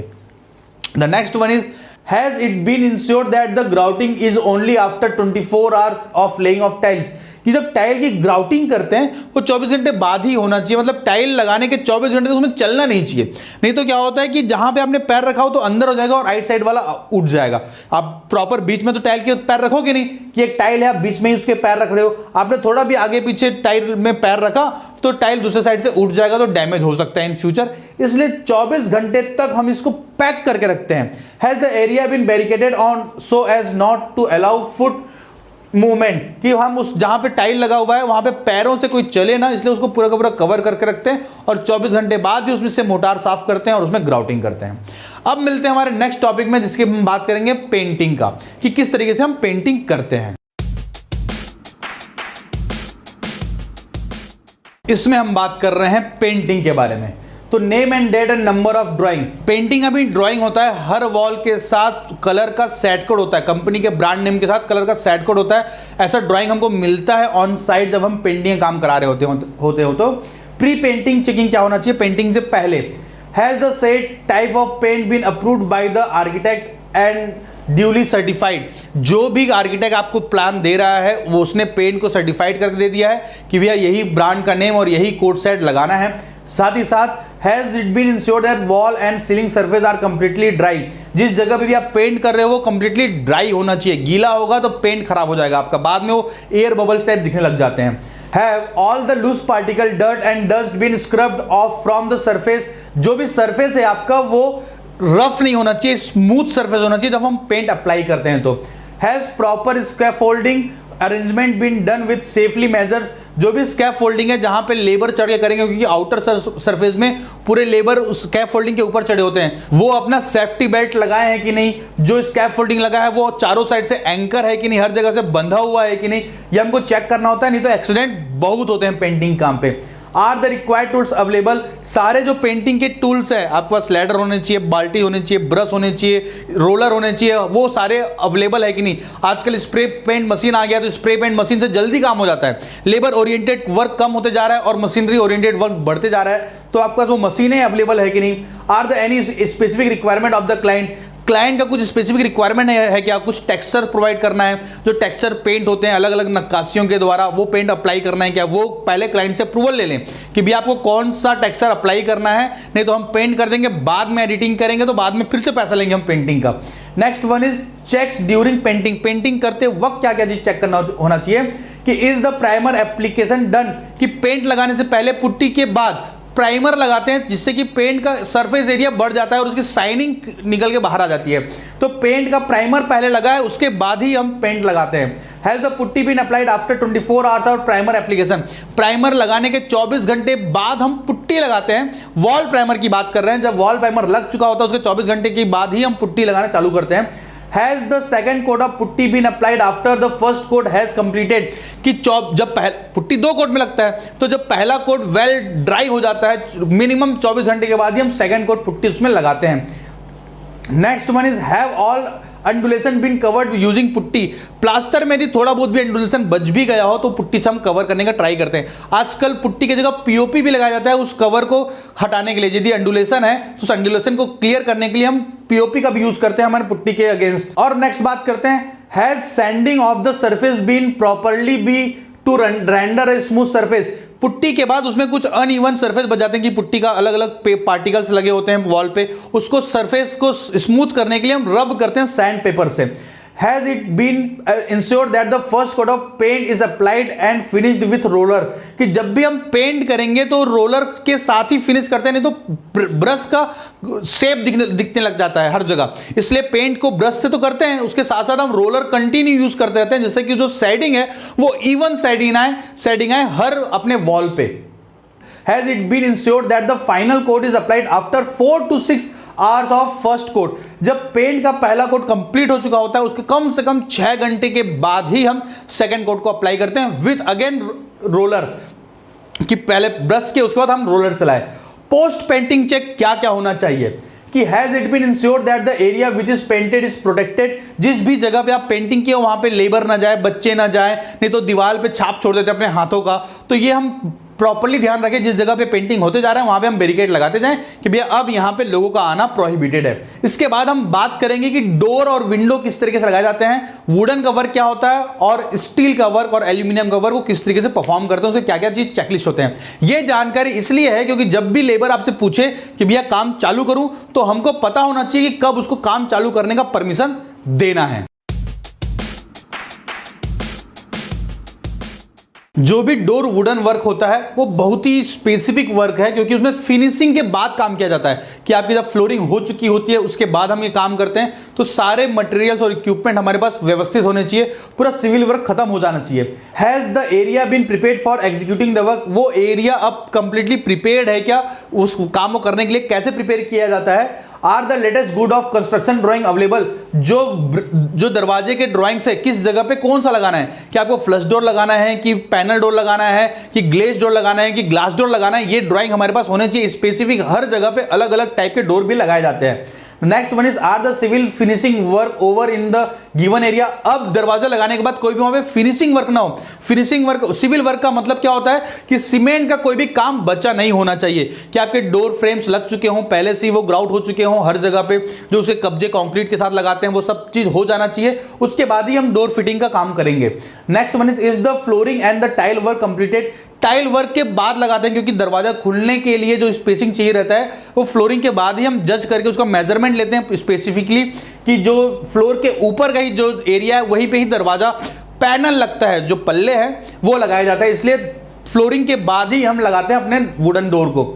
Are the door frame and architects of the required size and matching grains and colours available on site, जिस तरीके से ड्राइंग पे दिया गया हो कि किस जगह पे कौन सा दरवाजा कौन सा कलर सेट लगाना है, कौन सा ग्रेन्स लगाना है, कि वर्टिकल ग्रेन्स होंगे, हॉरिजॉन्टल ग्रेन्स होंगे, कि पैनल टाइप के ग्रेन्स होंगे, वो अवेलेबल होने चाहिए आपके साइट पे लगाने के लिए। नहीं तो लेबर आया और वो आके आराम से बैठा है और आपके पास मटेरियल नहीं है। Is the provided opening is conforming with the drawing provided, जो भी एरिया स्पेसिफाई हो कि आपको 1.5 मीटर का दरवाजा चाहिए, 1 मीटर का दरवाजा चाहिए, 900 mm का दरवाजा चाहिए या 0.75 मीटर का दरवाजा चाहिए, कि बाथरूम में हम 2.5 फीट का दरवाजा लगाते हैं, जो अपने रूम होते हैं उसमें 900 mm मतलब लगभग 3 फीट का दरवाजा लगाते हैं, जो मेन डोर होता है उसमें हम थोड़े बड़े दरवाजा रखते हैं, डबल पैनल की बात कर लेते हैं तो 4 फीट के दरवाजे, 5 फीट के दरवाजे विड्थ में होते हैं, तो वो हमारे पास उतना ही एरिया ओपन रखें कि नहीं हमारे ब्रिक वर्क में। इसलिए हमने ब्रिक वर्क में बात किया था कि एक स्टील का फ्रेम लगाते हैं हम उसके जगह पे, कि कितना एरिया हमको छोड़ना है दरवाजे के लिए। Is the frame set plum, जो भी आपका ये वुडन वर्क है वो प्लम पे होना चाहिए, एकदम 100% परपेंडिकुलर ऑफ द फ्लोर, नहीं तो दरवाजा थोड़ा सा हल्का सा टिल्ट हो गया तो दरवाजे खोलने पे तकलीफ होता है कि जमीन पे टाइल को घिस रहा है बार बार। इसके बाद अपन बात करते हैं एल्यूमिनियम वर्क में, कि स्टील और एल्यूमिनियम वर्क किस तरीके से परफॉर्म किया जाता है। मेटल वर्क, जब हम ग्रिल की बात करते हैं या फिर आप शेड लगा रहे हो, ट्रस बना रहे हो, उस सब में हमको क्या क्या चीज ध्यान रखना चाहिए लेबर को अपॉइंट करने से पहले? तो सबसे पहला प्री एग्जीक्यूशन वर्क है, are proper electrical connection and working platform available in case of on site fabrication.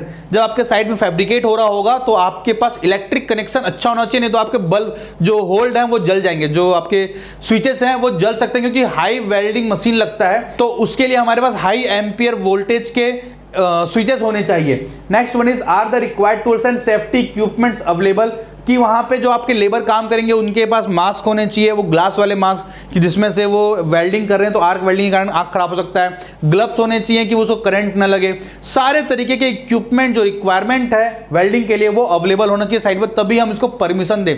हम चलाएंगे तो चलता है, हम स्ट्रिक्ट कर जाएंगे तो सेफ रह जाते हैं हम। तो next one is checking during execution, जब हम काम कर रहे हो तब क्या क्या चीज हमको ध्यान में रखना चाहिए? Have all joints been welded from both side and excess weld grounded, कि ये जो वेल्डिंग है वो दोनों साइड से होना चाहिए हर पार्ट में, चाहे आप ऑन साइड करवा रहे हो चाहे आप खरीद के भी ला रहे हो, तो आपको ये चेक करना है कि जहां वेल्डिंग हुआ है वो सिर्फ सिंगल साइडेड तो नहीं, दोनों साइड होना चाहिए बहुत ही अच्छे तरीके से, तो वो परमानेंट टिका रहता है। Has metal paste been applied to all edges and corners, जहां जहां पे वेल्डिंग हुआ है और उसे पूरे कॉर्नर्स पे मेटल का पेस्ट आता है जिसको हम अप्लाई करते हैं इसमें स्मूथ करने के लिए, जब हम उसको सरफेस को रब करेंगे तो। Have all part been sanded, कि जहां जहां पे वेल्डिंग हुआ है उसको हम रब कर देते हैं स्मूथ सरफेस जनरेट करने के लिए, क्योंकि वेल्डिंग होता है तो एक अपर पार्ट क्रिएट हो जाता है जो कि स्मूथ नहीं होता, एक हर्डल्स लाता है बीच में, उसको हम सैंड मशीन की सहायता से रब करते हैं जिससे कि वो अच्छा स्मूथ क्रिएट हो जाता है। Have all coats of metal primer and paint been applied, metal पे प्राइमर तो लगाना ही है जिसको हम रेड ऑक्साइड कहते हैं, रेड कलर का पेंट पहले लगाते हैं जिससे कि वो एंटी कोरोजन हो जाए, और उसके बाद हम उसमें पेंट को अप्लाई करते हैं after primer. Post execution check, कि काम होने के बाद क्या होता है, जब आप ग्रिल लगा दिए साइड पे एग्जीक्यूट कर दिए, तो last one is have all mortar spillage stuck to MS work been cleared, कि जब हम ग्रिल को लगाते हैं तो उसमें बहुत सारे मोटार उस ग्रिल पे जमे हुए होते हैं, क्योंकि पेंटिंग होता है ग्रिल लगाने के बाद, जब प्लास्टर हो जाए और जब हम पेंटिंग का काम चालू कर रहे होते हैं, या कह सकते हो कि जब ग्रिल का पूरा काम खत्म हो चुका होता है, तो ये पूरे एरिया से जो मोटार इसमें चिपके हुए रहते हैं वो अच्छे से हम साफ कर लें रब पेपर की सहायता से, कि साफ करने के बाद ही हम उसमें प्राइमर और पेंटिंग का काम आगे बढ़ाएं। Thank you so much. उसी जोश उसी जुनून के साथ करना है काश, तो चलो मेरे साथ सिविल की बात गुरुजी के साथ। जय हिंद, जय भारत।